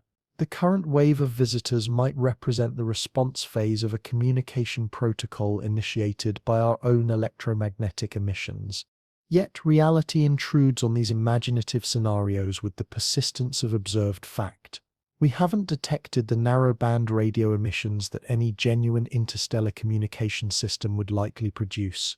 No anomalous accelerations have been measured that might indicate controlled propulsion or attitude adjustments.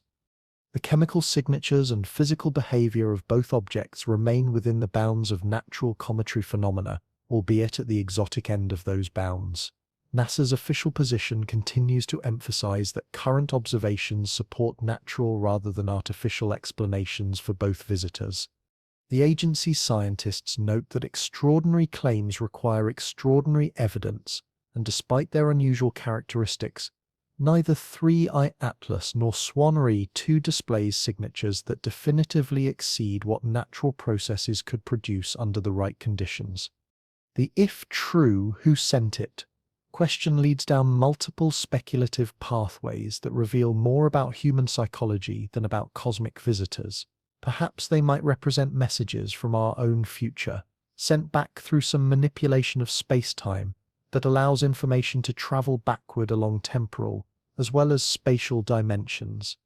Perhaps they originate from parallel evolutionary lineages that achieved interstellar capabilities millions of years ago and have been monitoring the development of intelligence throughout our local galactic region ever since.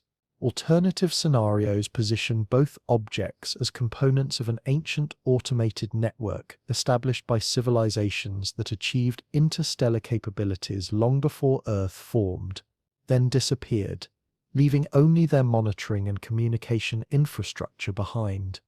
In this framework, we wouldn't be dealing with active intelligence, but with the technological fossils of species that transcended or extinguished themselves eons ago, leaving behind automated systems that continue executing their programming despite the absence of their creators. The practicality check for any interstellar relay hypothesis involves energy budgets and communication physics that strain credibility when analyzed quantitatively. Broadcasting coherent signals across interstellar distances requires power expenditures measured in significant fractions of stellar output. Even receiving such signals demands antenna arrays with effective apertures comparable to planetary diameters. The infrastructure requirements for genuine interstellar communication networks exceed the industrial capacity of most conceivable civilizations. Yet these limitations apply only to technologies based on current human understanding of physics and engineering. Civilizations that have mastered interstellar travel might operate using principles that make our concepts of energy and communication as obsolete as smoke signals appear to users of fiber optic networks. What seems impossible using 21st century physics might prove routine for species that understand principles we haven't yet discovered, just as our current capabilities would seem magical to observers from earlier technological eras. The relay hypothesis provides narrative satisfaction by transforming random cosmic encounters into purposeful intelligence gathering and communication events. It suggests that humanity has crossed some threshold of technological development that makes us worthy of attention from intelligences that monitor the galaxy for emerging species. It implies that we are not alone and not ignored, that our development is being observed and perhaps guided by forces operating on scales we can barely imagine. But it also demands that we accept extraordinary claims based on evidence that remains stubbornly ordinary despite its unusual characteristics. The hypothesis requires coordination where none has been proven, purpose where coincidence provides simpler explanations, and intelligence where natural processes offer adequate theoretical frameworks for understanding observed phenomena. The October 2025 convergence will provide crucial tests for any relay hypothesis. If genuine data transfer were to occur between our visitors, it should manifest during their closest solar approaches when energy availability peaks and communication windows optimize. The challenge lies in distinguishing between natural cometary activity and the theoretical signatures of information processing systems operating under extreme thermal and radiation conditions. What if such a handoff were to complete while our telescopes are blind, hidden behind the glare of our own sun during the most critical phase of this hypothetical operation? We might emerge from the October silence with nothing more than refined measurements of ice sublimation and dust dynamics, or we might find ourselves confronting evidence that our solar system serves as a way station in communication networks that span the galaxy. The relay hypothesis transforms our sun from a simple star into a cosmic post office. Our October visitors from random wanderers into mail carriers completing routes that began in stellar systems whose names we do not know. Whether this transformation reflects genuine discovery or merely the human need to find meaning in chaos remains the central mystery of our current cosmic moment. Shifting to an even more speculative scenario, the Sun burns with the accumulated violence of 4.6 billion years of nuclear fusion, converting 4 million tons of matter into energy every second in a process so fundamental to our existence that we rarely contemplate its raw power. But what if our star represents more than just the anchor of our solar system? What if it serves as a cosmic refueling station, a source of exotic fuels and energy forms that civilizations might harvest on schedules measured in millennia rather than human lifetimes? This remains purely theoretical speculation. But imagine 3I Atlas and Swan Ra 2 as components of an automated harvesting operation, arriving at our sun, not by coincidence, but according to patterns established long before human civilization emerged from African savannas. The smaller object might function as a surveyor and coordinator, measuring stellar output characteristics and plasma conditions to optimize collection efficiency. The larger installation could theoretically deploy collection systems disguised as natural cometary activity, siphoning energy and materials from our star's outer atmosphere using technologies that operate at the intersection of engineering and physics. This scenario requires us to reimagine the spectacular cometary displays we observe as potentially camouflaged industrial processes.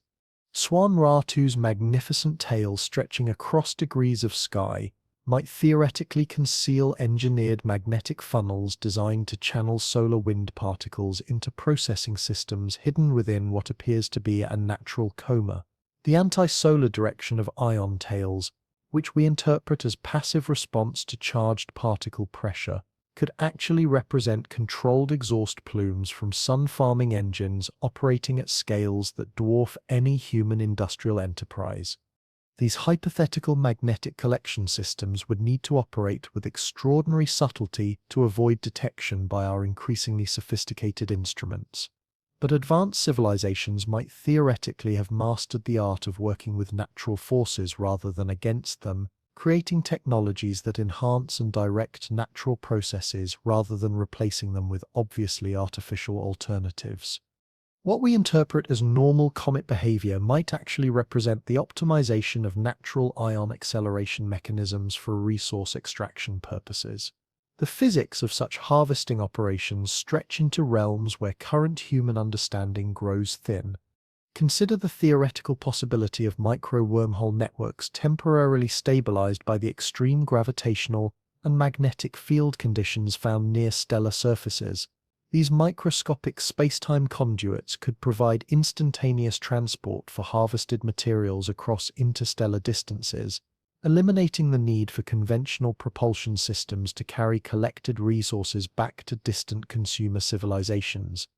The extreme fields required to maintain such wormhole networks would exist naturally only in environments like stellar coronas, where magnetic field strengths reach thousands of times Earth's surface magnetism and gravity wells approach the limits where general relativity effects become significant. Our Sun's October visitors might theoretically be positioning themselves to exploit these unique physical conditions during a brief window when field geometries align favorably for exotic physics applications. Rhythmic pumping operations could follow cycles tied to solar rotation and magnetic field variations, creating cadences of light and shadow that our instruments would record as natural brightness fluctuations. The 27-day solar rotation period establishes natural rhythms in magnetic field orientation and plasma density that sophisticated harvesting systems might exploit for maximum efficiency. October 2025 might represent an optimal harvest window determined by long-term cycles in solar activity and magnetic field configuration. The isotope composition of solar wind provides another potential target for advanced harvesting operations. Our Sun produces helium-3 through its fusion processes, creating a lightweight isotope that human fusion researchers consider ideal fuel for advanced reactor designs. Natural solar wind carries this isotope throughout the solar system at concentrations far too low for human exploitation, but sufficiently advanced separation and concentration technologies might extract useful quantities during close stellar approaches. Resource extraction motivations could extend beyond simple fuel collection to include exotic forms of matter and energy that exist only in stellar environments. The extreme temperatures and pressures found in stellar chromospheres might enable the production of exotic matter states, quark-gluon plasmas, magnetic monopoles or other theoretical particles that could serve as energy sources or manufacturing materials for civilizations operating at galactic scales. Historical parallels with human resource extraction provide templates for understanding how stellar harvesting might operate. Our ancestors followed seasonal migration patterns to exploit temporary concentrations of game animals, edible plants, and raw materials. Modern industrial civilization establishes permanent infrastructure near coal deposits, oil fields, and mineral concentrations that determine the locations of cities and transportation networks. Stellar harvesting represents the logical extension of this pattern to cosmic scales and energy resources. The theoretical implications of such operations challenge human imagination. In the vacuum of space, no acoustic waves could propagate from these hypothetical harvesting systems, yet the electromagnetic signatures might create distinctive patterns recognizable to civilizations that understand how to decode them. Slow bass thrums in radio frequencies, distant crackles as magnetic field lines reconnect and release stored energy, all translated into electromagnetic rather than acoustic phenomena. Station-keeping requirements for any genuine harvesting operation would demand continuous attitude control and position maintenance against the complex gravitational and magnetic forces operating in stellar environments. These requirements would create measurable signatures in the object's trajectories and rotation states that our instruments should be capable of detecting if present. The absence of such signatures in our current observations argues against active harvesting scenarios. Yet we must acknowledge the limits of our detection capabilities when confronted with technologies that might operate thousands of years in advance of human understanding. Systems that maintain position and orientation using manipulation of local magnetic fields might produce signatures so subtle that they remain below our current measurement thresholds. What appears to be natural cometary behavior might actually represent the precise execution of complex industrial protocols. The ethical implications of stellar resource extraction raise profound questions about property rights and territorial claims on cosmic scales. If advanced civilizations routinely harvest energy and materials from stars throughout the galaxy, does our sun represent common property? Or does our presence in orbit around it establish some form of territorial claim? Would harvesting operations necessarily view emerging civilizations like humanity as owners, competitors, or irrelevant biological phenomena? Distinguishing between real comet behavior and imagined harvesting signatures becomes crucial for evaluating these scenarios.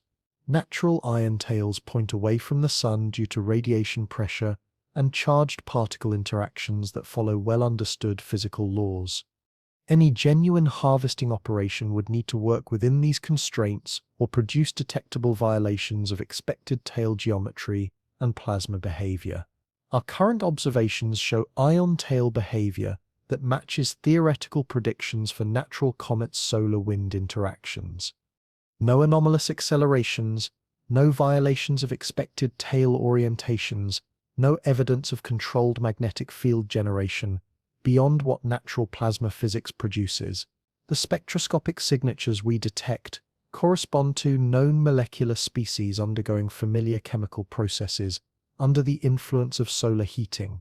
If stellar harvesting operations were active in our solar system, we would expect to detect non-Keplerian orbital signatures, as harvesting systems maintained optimal positions relative to changing solar conditions. The absence of such signatures in our tracking data for both 3I Atlas and Swan-Ra 2 suggests that whatever forces control their motion operate through gravitational rather than artificial mechanisms. But the harvest scenario retains its psychological appeal precisely because it transforms random cosmic encounters into elements of a vast industrial enterprise that spans both space and time. It suggests that our sun serves purposes beyond simply providing energy for life on Earth, that our stellar system participates in economic networks that operate on scales we can barely comprehend. The October 2025 convergence becomes a moment of cosmic commerce rather than mere gravitational mechanics, with both visitors playing specialized roles in resource extraction operations that follow schedules established long before human civilization began asking questions about lights in the sky. If the sun were a station in some galactic resource network, how many routes might dock here regularly, and what do they carry away into the cosmic night? The answer might be written in the fire and plasma of our star's corona, readable only to intelligence sophisticated enough to distinguish between the natural and the deliberately harvested in the dance of matter and energy that surrounds every star. Moving to perhaps the most dramatic speculative scenario, in the hidden theater behind our sun's blinding glare, where human telescopes cannot penetrate and only imagination can script the drama, October 2025 might witness the final act of a cosmic conflict that has been building since 2 visitors first appeared in our sky. 3 scenarios play out in the realm of pure speculation, each casting our mysterious visitors in roles that transform them from passive wanderers into active participants in some larger struggle for control, information, or cosmic security. The rescue scenario unfolds as a story of technological salvation, with Swan-Ra 2 arriving not as a separate visitor, but as an emergency response to 3I Atlas's distress signals. In this interpretation, the interstellar wanderer represents not a healthy probe, but a damaged scout, its unusual chemical signatures reflecting system failures rather than exotic composition. The nickel emissions without accompanying iron might indicate hull breaches or component failures that are bleeding industrial materials into space as the craft struggles to maintain basic operations.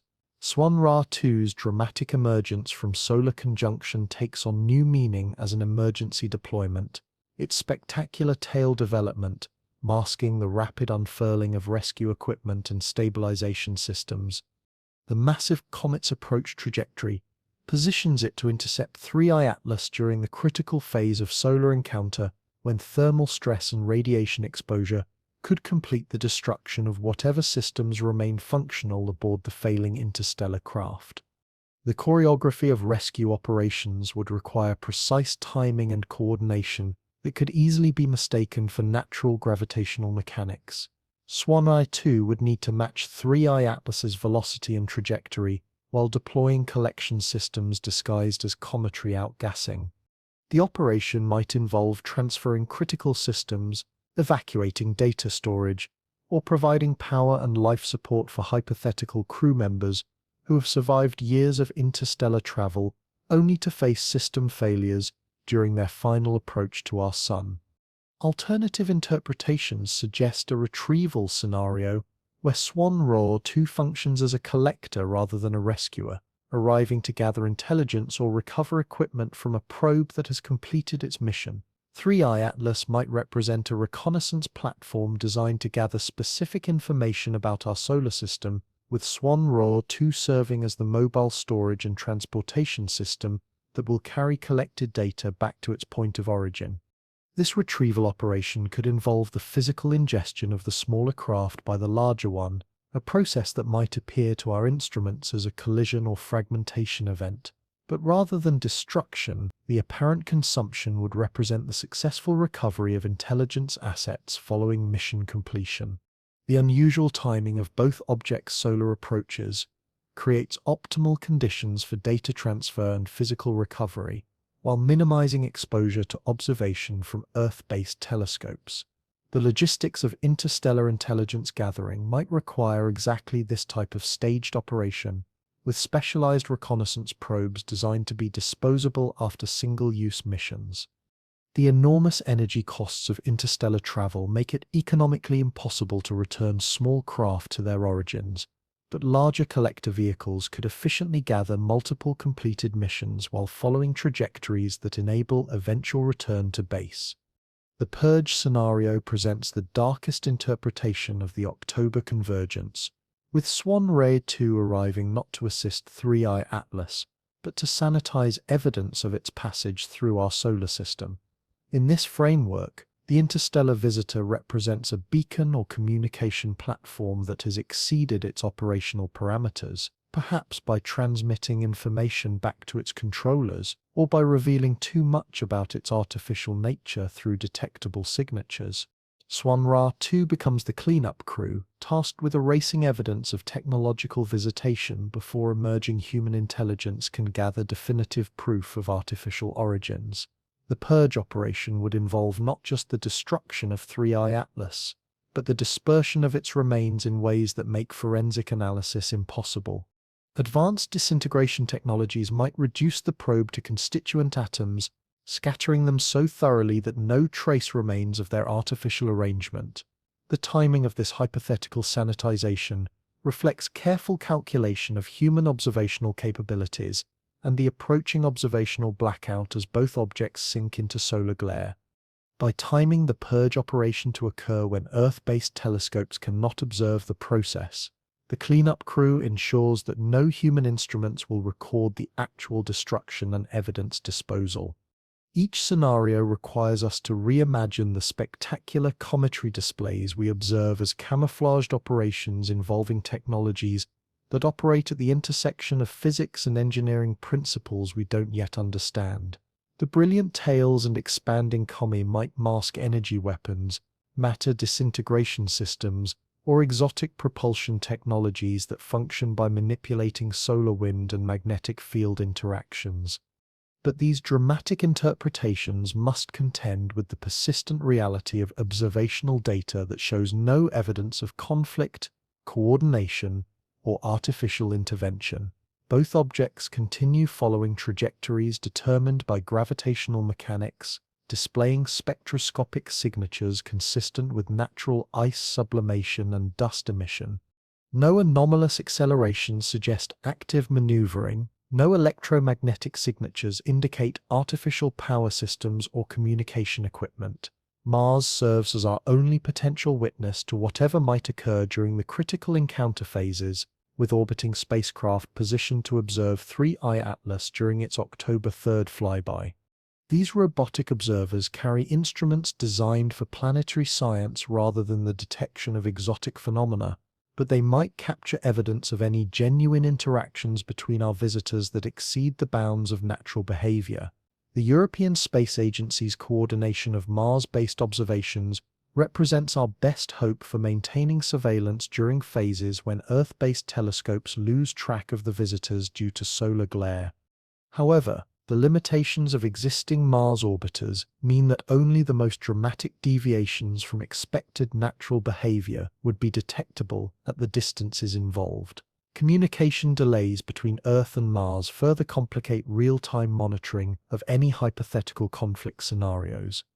The 12 to 24-minute signal travel time means that any intervention or response from Earth would arrive too late to affect events occurring on timescales of minutes or hours.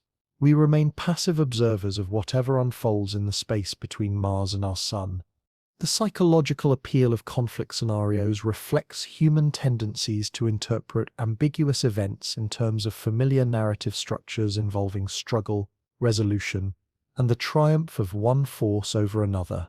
These dramatic frameworks provide emotional satisfaction by transforming cosmic coincidence into purposeful action, even when that purpose involves destruction rather than construction.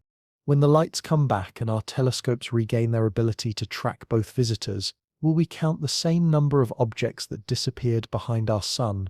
Will their orbits, compositions, and behaviors match predictions based on natural cometry models? Or will we confront evidence that the universe contains conflicts and resolutions playing out on scales that dwarf human experience and challenge our understanding of what intelligence can accomplish when it operates beyond the reach of human observation? I want to be absolutely clear. These scenarios exist purely as thought experiments and speculative fiction rather than scientific hypotheses supported by evidence. They represent the kinds of stories human minds construct when confronted with unusual phenomena that challenge our understanding. The instruments fall silent one by one as both visitors sink into the Sun's overwhelming glare. Observatory feeds flicker and fade, coronagraphs saturate with light. The greatest show in our cosmic neighborhood vanishes behind a curtain of hydrogen fire, leaving us with nothing but memory, speculation, and the patient tick of atomic clocks counting down to revelation. In government facilities and university observatories around the world, astronomers hold their collective breath. Social media platforms buzz with amateur theories and artistic interpretations. The absence of data becomes fertile ground for every possibility the human imagination can conceive. In this enforced silence, every scenario becomes equally plausible in the realm of speculation. Every interpretation carries the weight of potential narrative truth. The palette of theoretical outcomes stretches before us like frames from an unfinished film, one object returning altered in color or brightness, forever changed by its solar encounter, the other emerging dimmer than expected, or perhaps not emerging at all, consumed by forces we cannot measure or comprehend. Coronagraphs might reveal a delicate ring of fragments where once there was a single traveler, a testament to some cosmic transaction completed in privacy. Or perhaps nothing changes at all, except our appetite for meaning, our hunger to find purpose in the dance of gravitational mechanics and the poetry of sublimating ice. The reality path leads through patient observation and careful measurement. Swan Row 2's public window peaks in late September and October, offering amateur astronomers their best chance to witness its spectacular tail sweeping across evening skies. 3I Atlas will emerge from solar conjunction in December, if our models hold true, allowing professional instruments to resume their careful cataloguing of its chemical signatures and orbital evolution. Current evidence points steadily toward natural phenomena, two remarkable comets whose convergence in time speaks to the mathematics of orbital mechanics rather than the choreography of intelligence. The proven scientific value lies not in confirming our wildest speculations, but in learning about the formation of other star systems, the chemistry of pristine materials from the outer reaches of our galaxy, and the processes that shape objects as they encounter our sun's fierce radiation. Yet, in the gap between observation and interpretation, in the silence between data points, stories take root and flourish. We are pattern-seeking creatures living in a universe vast enough to contain both mundane physics and extraordinary possibilities. The October silence becomes a canvas on which we project our deepest questions about intelligence, purpose, and our place in the cosmic order. The summer sky holds both visitors as October begins. Swan Ra, two blazing prominently in evening twilight, while 3I Atlas remains a telescopic challenge for dedicated observers. Each clear night, amateur astronomers and professional researchers alike point their instruments toward these cosmic wanderers, gathering photons that traveled millions of years to tell their stories. But time is the enemy of discovery. The same orbital mechanics that brought these visitors to our attention now conspire to steal them away. Solar glare advances like a tide, swallowing first the fainter objects, and then the brighter ones, until even the most spectacular comet becomes invisible in the fire of our star. Ground-based observatories coordinate their efforts with the precision of a military campaign, each telescope handing off coverage as Earth's rotation carries the targets across international boundaries. Space-based assets provide continuity when atmospheric conditions or daylight cycles interrupt terrestrial observations. The Very Large Telescope in Chile passes the baton to facilities in Hawaii, which relay coverage to observatories in the Canary Islands, creating a continuous vigil that spans the globe. Professional astronomy has evolved into a truly international enterprise where national boundaries dissolve in the pursuit of cosmic understanding. Data flows instantly across continents.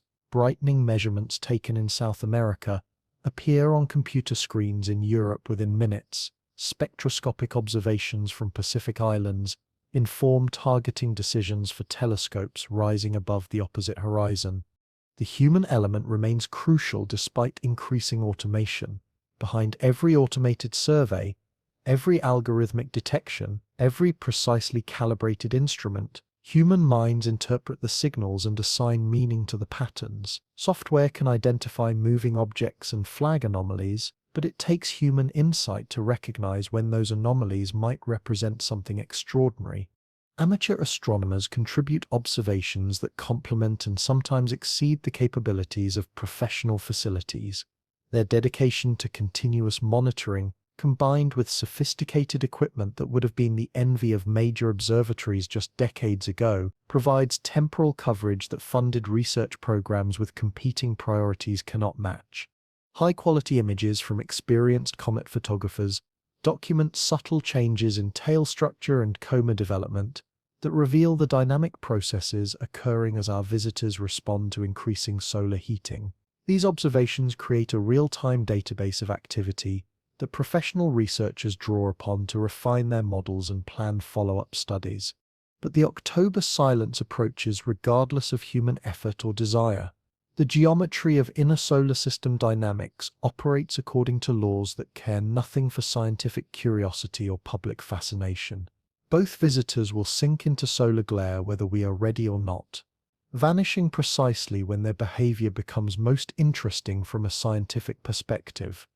The Mars flyby represents humanity's last clear view of 3I Atlas before it disappears behind our star. The Red Planet's collection of orbiting spacecraft, originally designed for geological and atmospheric studies, will turn their instruments toward the passing visitor for a few brief hours of observation that may prove crucial to understanding its nature. Communication delays between Earth and Mars mean that these observations must be programmed in advance, uploaded to spacecraft memory, and executed autonomously, while human controllers wait for the results to travel across interplanetary space. The isolation of our Martian robots mirrors our own separation from the cosmic drama unfolding in the inner solar system. What stories will the instruments tell when December's light returns our visitors to human view? Will they emerge unchanged, bearing only the expected signatures of solar heating and ice sublimation? Will their orbits conform precisely to gravitational predictions, their spectra match models based on natural cometary composition? Or will we discover evidence that challenges our understanding, chemical signatures that don't fit standard models, orbital perturbations that suggest non-gravitational influences, brightness variations that follow patterns too precise to be random? The scientific method demands patience, careful analysis, and skepticism toward extraordinary claims, but it also requires openness to possibilities that transcend current understanding.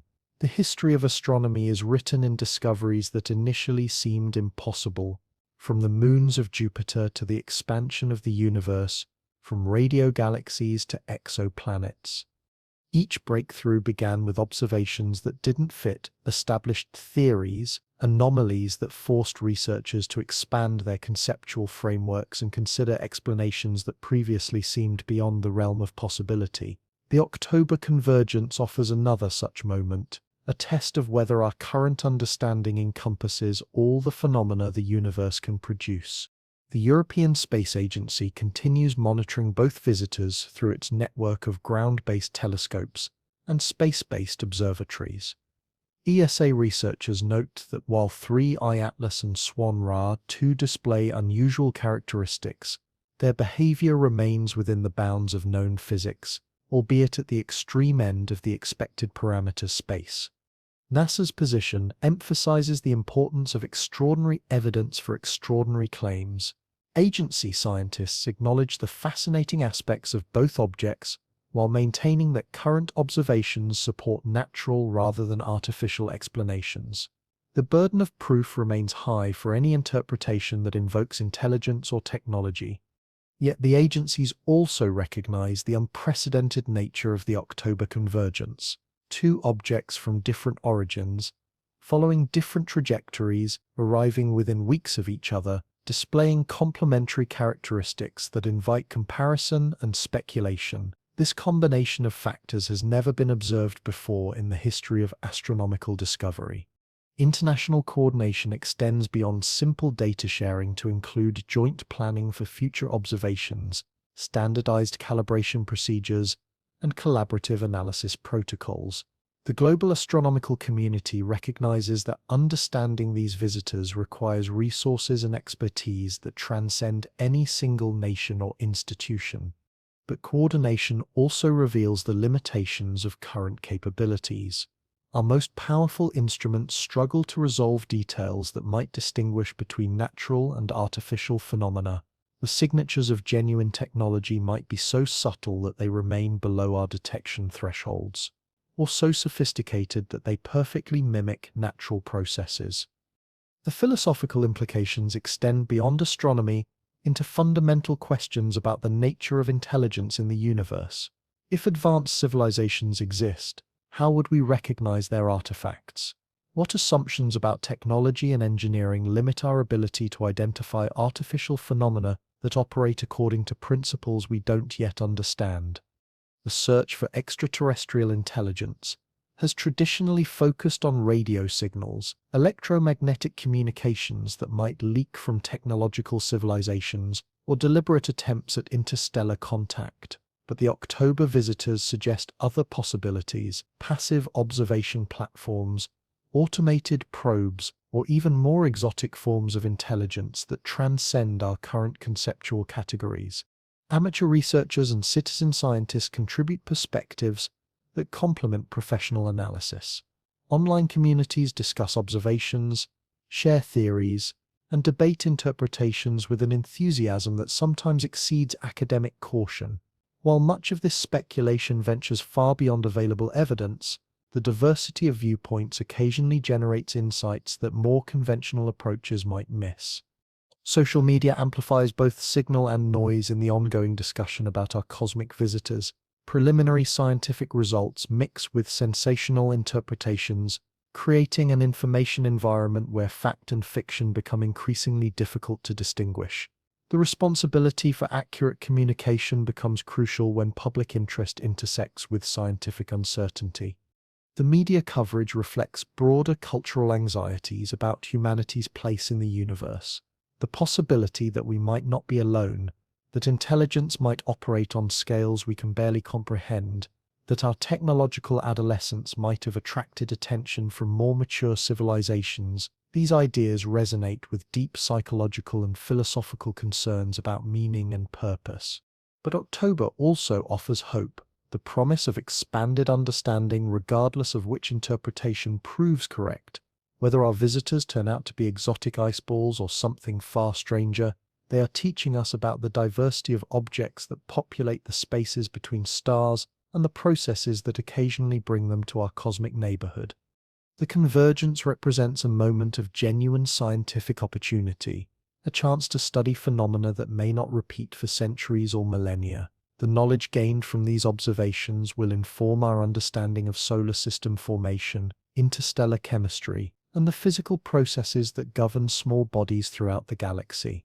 Educational institutions worldwide have incorporated the October visitors into their curricula, using public interest as an opportunity to teach fundamental concepts in astronomy, physics, and scientific methodology.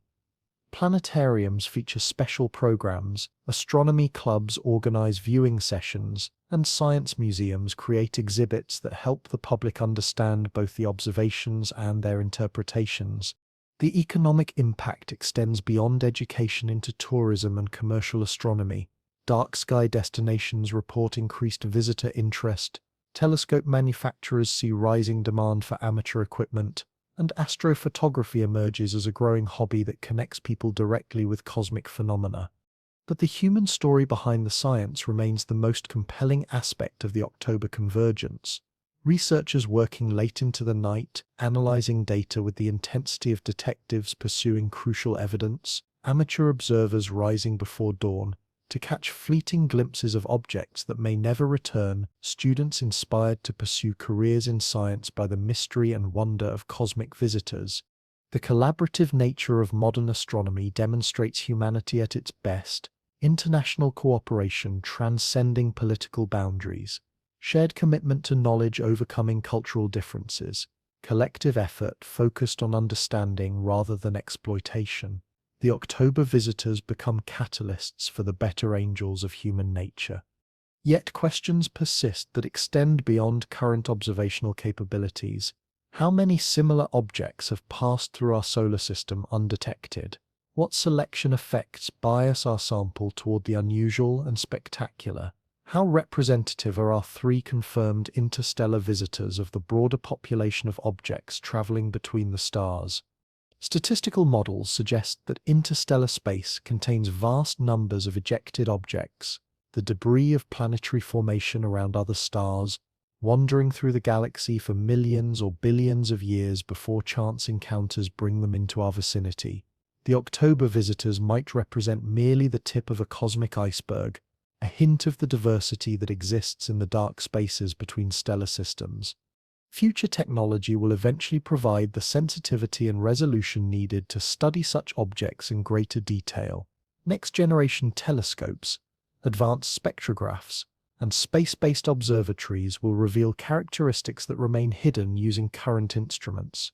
But the October convergence offers a unique opportunity to test our present understanding against phenomena that challenge our theoretical frameworks.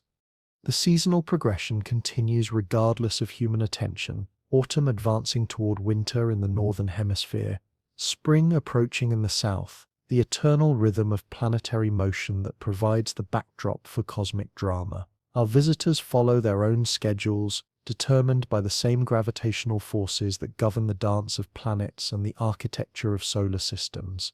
Observers in southern latitudes enjoy the best views of Swan Ra II during October, the comet's position in Virgo, offering excellent evening visibility for those blessed with clear skies and dark horizons.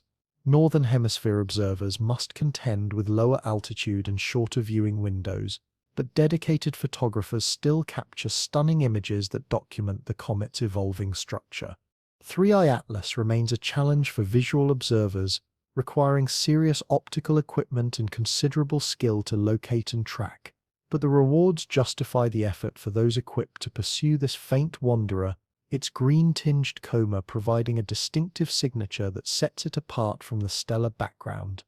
Professional observatories continue their intensive monitoring campaign, coordinating observations across multiple wavelengths and instruments. Each clear night brings new data, additional photons captured, spectra refined, orbital solutions improved. The accumulated observations create an unprecedented database of information about interstellar visitors that will inform theoretical models for years to come. But time remains the critical factor, the enemy of extended study, the constraint that forces difficult choices about observational priorities. As both visitors sink towards solar conjunction, telescope time becomes increasingly precious. Every clear night more valuable than the last. Every successful observation a victory against the advancing tide of solar glare. The psychological tension builds as the October silence approaches. Will we gather enough data to answer the fundamental questions about our visitor's nature? Will the Mars flyby provide crucial evidence that settles debates about natural versus artificial origins? Will post-conjunction observations reveal changes that illuminate the physics of solar encounters? Or will we emerge from this cosmic moment with more questions than answers, tantalizing hints of phenomena that transcend our current understanding, evidence that the universe contains mysteries we have yet to recognize, let alone solve? The instruments continue their patient vigil, accumulating photons with mechanical precision, measuring positions to extraordinary accuracy, recording spectra that encode the fundamental properties of matter and energy. But behind every observation stands human curiosity, the drive to understand, the need to know what travels through the darkness between the stars. October 2025 may prove to be a watershed moment in human understanding, the month when we first encountered clear evidence of intelligence beyond Earth, or confirmed that the universe contains natural phenomena far stranger than our theories predicted. Either outcome would represent a profound expansion of human knowledge and perspective. The convergence also serves as a reminder of our cosmic context, our position as passengers aboard a small planet orbiting an ordinary star in an unremarkable galaxy. The arrival of visitors from interstellar space connects us directly to the larger universe, dissolving the illusion of cosmic isolation that has characterized human experience throughout most of our history. Future generations may look back on October 2025 as the moment when humanity's cosmic perspective underwent fundamental transformation, when we transitioned from wondering whether we are alone to grappling with evidence that intelligence operates on scales we had only begun to imagine. Or they may remember it as the month when nature demonstrated once again that reality exceeds our capacity for speculation. The legacy of the October convergence will ultimately depend not on the specific interpretation that proves correct, but on how humanity responds to the challenge of phenomena that push the boundaries of current understanding. Do we approach the unknown with open minds and rigorous methods? Do we maintain scientific skepticism while remaining receptive to genuinely revolutionary discoveries? The answer to these questions will determine whether the October visitors represent a moment of breakthrough or missed opportunity, whether we rise to meet the challenge of cosmic mystery or retreat into comfortable assumptions that protect us from disturbing possibilities. As October progresses and both visitors continue their relentless approach towards solar conjunction, the scientific community prepares for whatever revelations the coming months might bring. The instruments stand ready, the protocols established, the international cooperation in place to maximize the return from this unprecedented convergence. But ultimately, the universe will reveal its secrets according to its own schedule, indifferent to human desire or expectation. We can only observe, measure, analyze, and remain open to whatever truths our cosmic visitors might carry in their ancient light. The October silence approaches like a tide, inevitable and unstoppable, promising to separate us from our mysterious visitors for the long winter months ahead. When the light returns, When December brings them back into the realm of human observation, we will discover whether the universe has granted us a glimpse of phenomena that transcend our current understanding.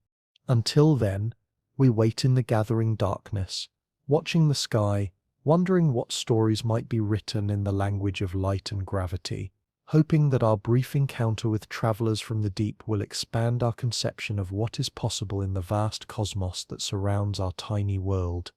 The implications of the October convergence extend far beyond the immediate scientific questions surrounding two cosmic visitors.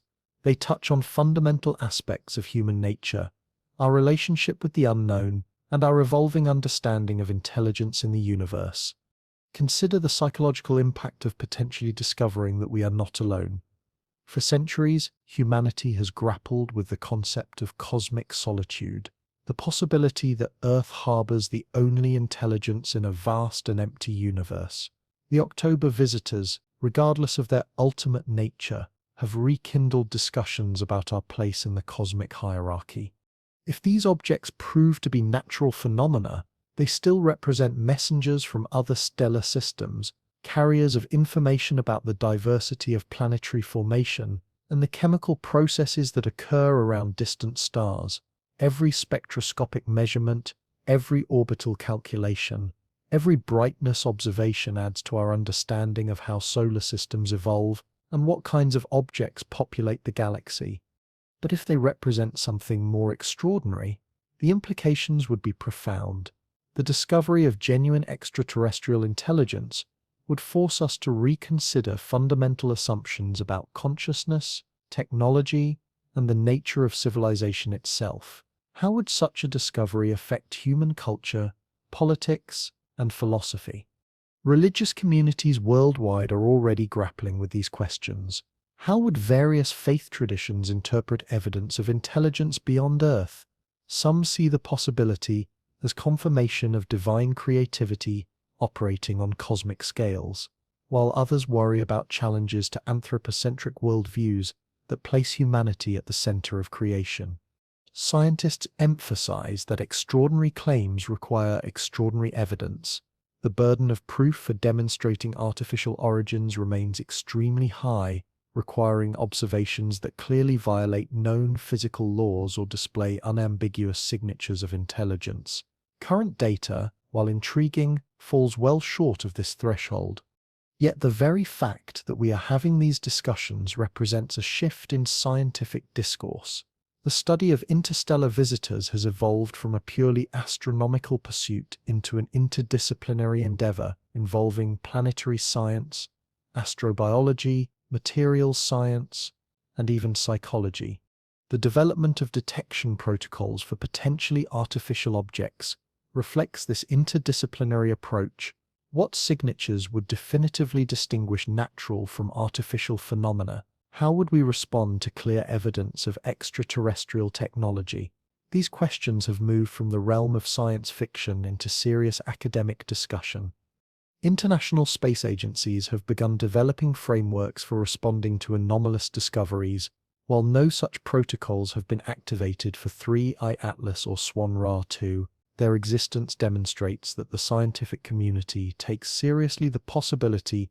The role of citizen scientists in this endeavor cannot be overstated.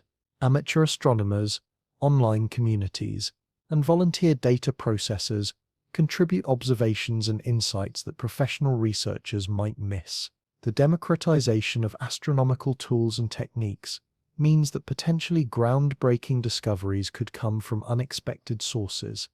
Social media platforms have become venues for real-time scientific discourse, allowing researchers to share preliminary findings and gather feedback from global communities of experts and enthusiasts. This rapid communication enables faster response to developing situations and more comprehensive data collection efforts. But the same technologies that facilitate scientific collaboration also enable the spread of misinformation and premature speculation. The challenge lies in maintaining scientific rigor while engaging public interest, educating audiences about the difference between evidence and speculation, fact and fiction. The media's role in shaping public perception of the October visitors cannot be ignored. How scientific discoveries are presented to the public influences everything from funding decisions to educational priorities. Responsible science communication becomes crucial when dealing with phenomena that capture widespread attention and imagination. Educational institutions face the challenge of incorporating rapidly evolving discoveries into established curricula. How do you teach about interstellar visitors when our understanding of them changes daily? How do you encourage student interest while maintaining scientific accuracy? The October Convergence has already inspired a new generation of students to pursue careers in astronomy, physics, and related fields. Universities report increased enrollment in space science programs, while high schools see growing participation in astronomy clubs and science competitions. But education extends beyond formal institutions. Public observatories, science museums, and planetariums play crucial roles in translating complex scientific concepts into accessible experiences. The October visitors provide perfect teaching tools for explaining orbital mechanics, spectroscopy, and the scientific method. The economic implications of the October Convergence extend into multiple sectors. The aerospace industry watches closely as public interest in space exploration reaches new heights. Private companies developing space tourism, asteroid mining, and interplanetary transportation see increased investor interest and public support. Ground-based astronomy benefits from renewed attention and funding. Telescope manufacturers report increased demand from both professional observatories and amateur astronomers. Dark sky preservation efforts gain momentum as more people seek optimal viewing conditions for cosmic events. The technology sector finds applications for astronomical techniques in unexpected areas. Image processing algorithms developed for analyzing comet comas improve medical imaging. Spectroscopic methods used to study interstellar chemistry enhance materials science research. Pattern recognition software designed to detect anomalous objects finds applications in cybersecurity and artificial intelligence. But perhaps the most significant impact lies in changing human perspectives on our cosmic environment. The October visitors serve as tangible reminders that Earth exists within a dynamic universe filled with objects that travel between stars, carrying information about distant worlds and ancient processes. This perspective shift affects everything from environmental policy to space exploration priorities. If the universe contains examples of intelligence operating on scales we can barely imagine, what does this mean for human responsibility as stewards of our own planet and potential explorers of space? The October Convergence also highlights the importance of international cooperation in addressing global challenges. The seamless collaboration between observatories, space agencies, and research institutions across national boundaries demonstrates what humanity can accomplish when working toward common goals. Climate change researchers note parallels between astronomical collaboration and the international cooperation needed to address environmental challenges. The same spirit of shared purpose and coordinated action that characterizes the response to cosmic visitors could inform approaches to terrestrial problems. Space exploration advocates use the October visitors to argue for increased investment in interplanetary missions and advanced telescopes. If the universe contains phenomena that challenge our current understanding, shouldn't we be better equipped to study and potentially encounter them? The discussion of interstellar visitors also informs debates about planetary defense. While neither 3I Atlas nor Swan-Ra-2 poses any threat to Earth, their arrival demonstrates that objects can and do enter our solar system from interstellar space. What if future visitors follow trajectories that bring them closer to Earth? Current planetary defense systems focus primarily on asteroids and comets originating within our solar system. The detection and characterization of interstellar visitors requires different approaches and technologies. The lessons learned from studying 3I Atlas and Swan-Ra-2 will inform future efforts to monitor and understand objects arriving from deep space. The October Convergence has also sparked renewed interest in the search for extraterrestrial intelligence. While SETI traditionally focuses on radio signals, the possibility of detecting technological artifacts within our solar system has gained increased attention. How would we recognize signs of intelligence in objects that don't conform to our expectations about spacecraft design? This question leads to broader discussions about the nature of intelligence itself. Human technology tends towards certain materials, energy sources, and design principles based on our evolutionary history and available resources.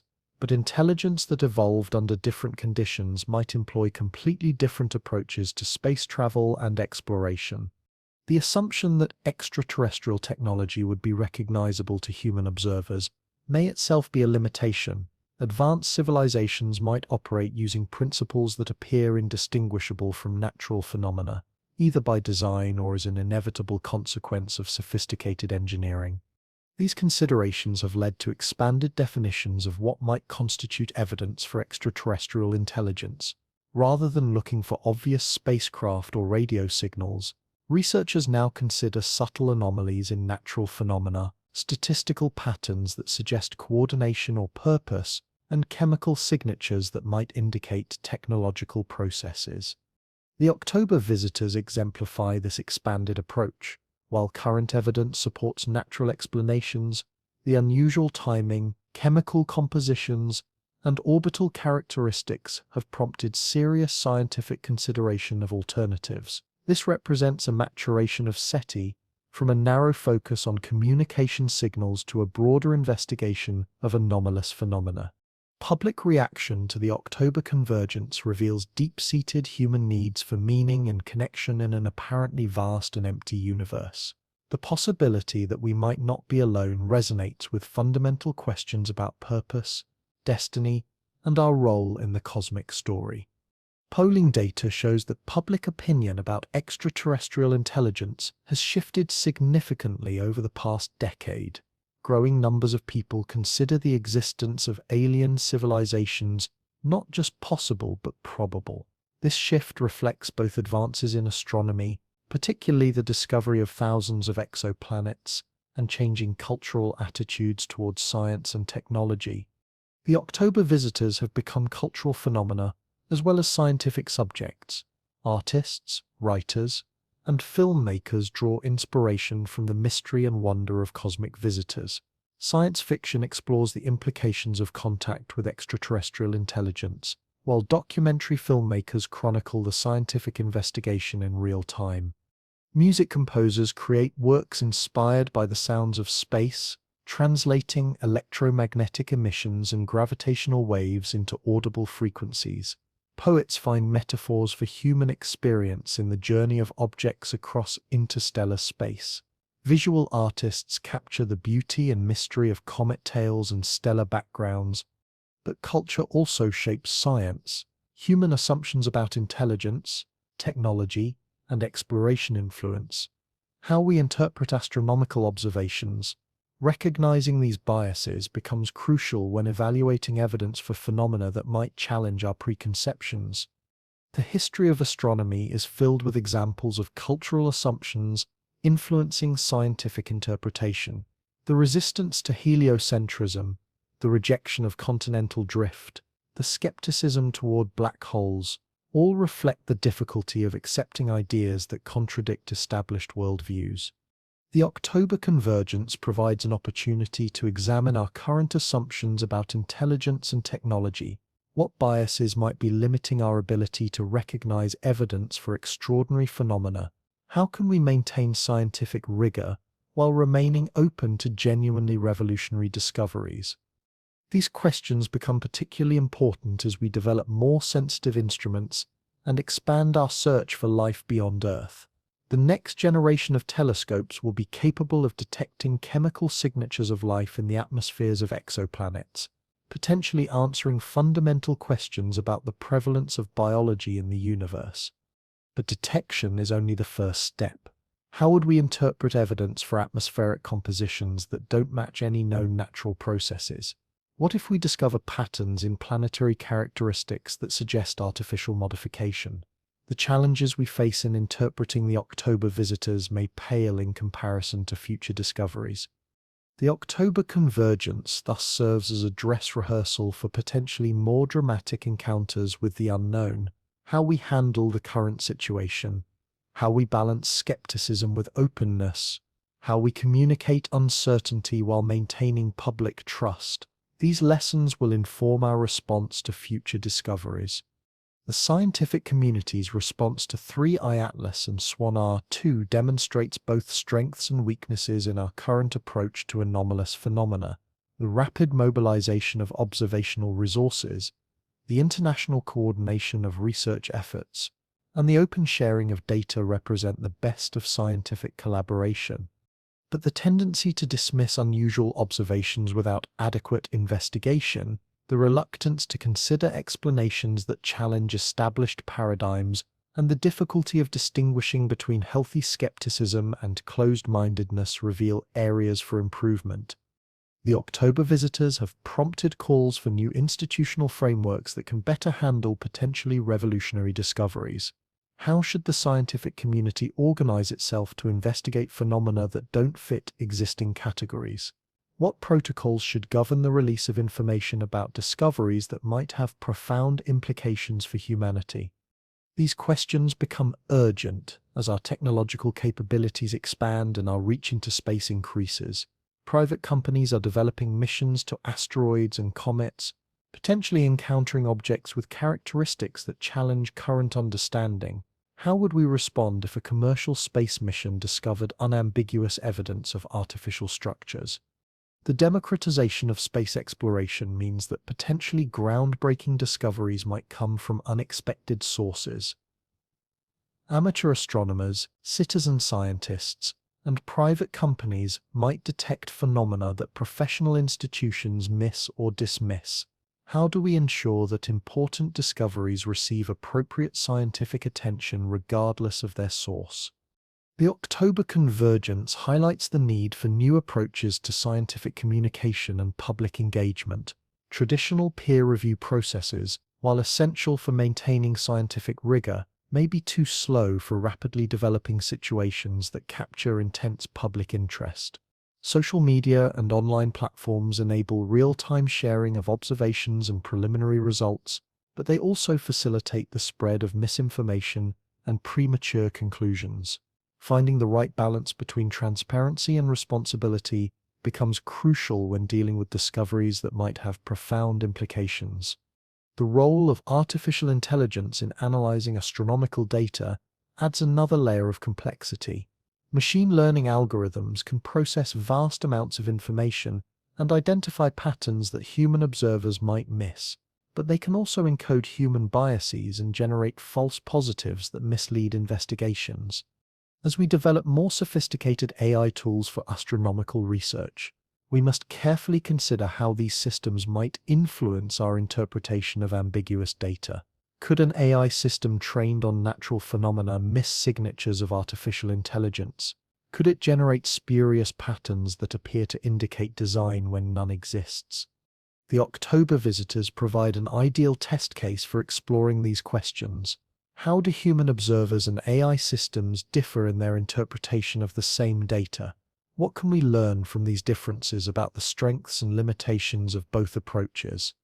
The convergence also demonstrates the importance of maintaining observational capabilities across the electromagnetic spectrum. Each wavelength of light reveals different aspects of cosmic phenomena, and comprehensive understanding requires observations from radio waves to gamma rays. Current budget constraints and political pressures threaten some observational facilities just as our need for comprehensive monitoring capabilities increases. The October visitors make a compelling case for maintaining and expanding our astronomical infrastructure to ensure that future discoveries don't slip through observational gaps. The increasing commercialization of space presents both opportunities and challenges for astronomical research. Private companies are developing new technologies and capabilities that could revolutionize our ability to study cosmic phenomena, but they also operate according to different priorities and timescales than academic institutions. How do we ensure that commercial space activities complement rather than compete with scientific research? How do we maintain the open sharing of data and results that characterizes the best scientific practice while respecting legitimate commercial interests? The October convergence may represent just the beginning of a new era in which cosmic visitors become regular subjects of scientific investigation. As our detection capabilities improve, we will likely discover more interstellar objects, some of which may display even more unusual characteristics than 3I Atlas and Swan Ra 2. Each new discovery will test our theoretical frameworks and observational capabilities. Each will provide opportunities to refine our understanding of natural processes and expand our conception of what might be possible in the universe. But each will also challenge us to maintain scientific rigor while remaining open to revolutionary possibilities. The balance between skepticism and openness, between caution and curiosity, will determine whether we recognize genuine discoveries or miss opportunities for transformative understanding. The October visitors have given us a preview of the challenges and opportunities that await as we continue to explore the cosmos and search for our place within it.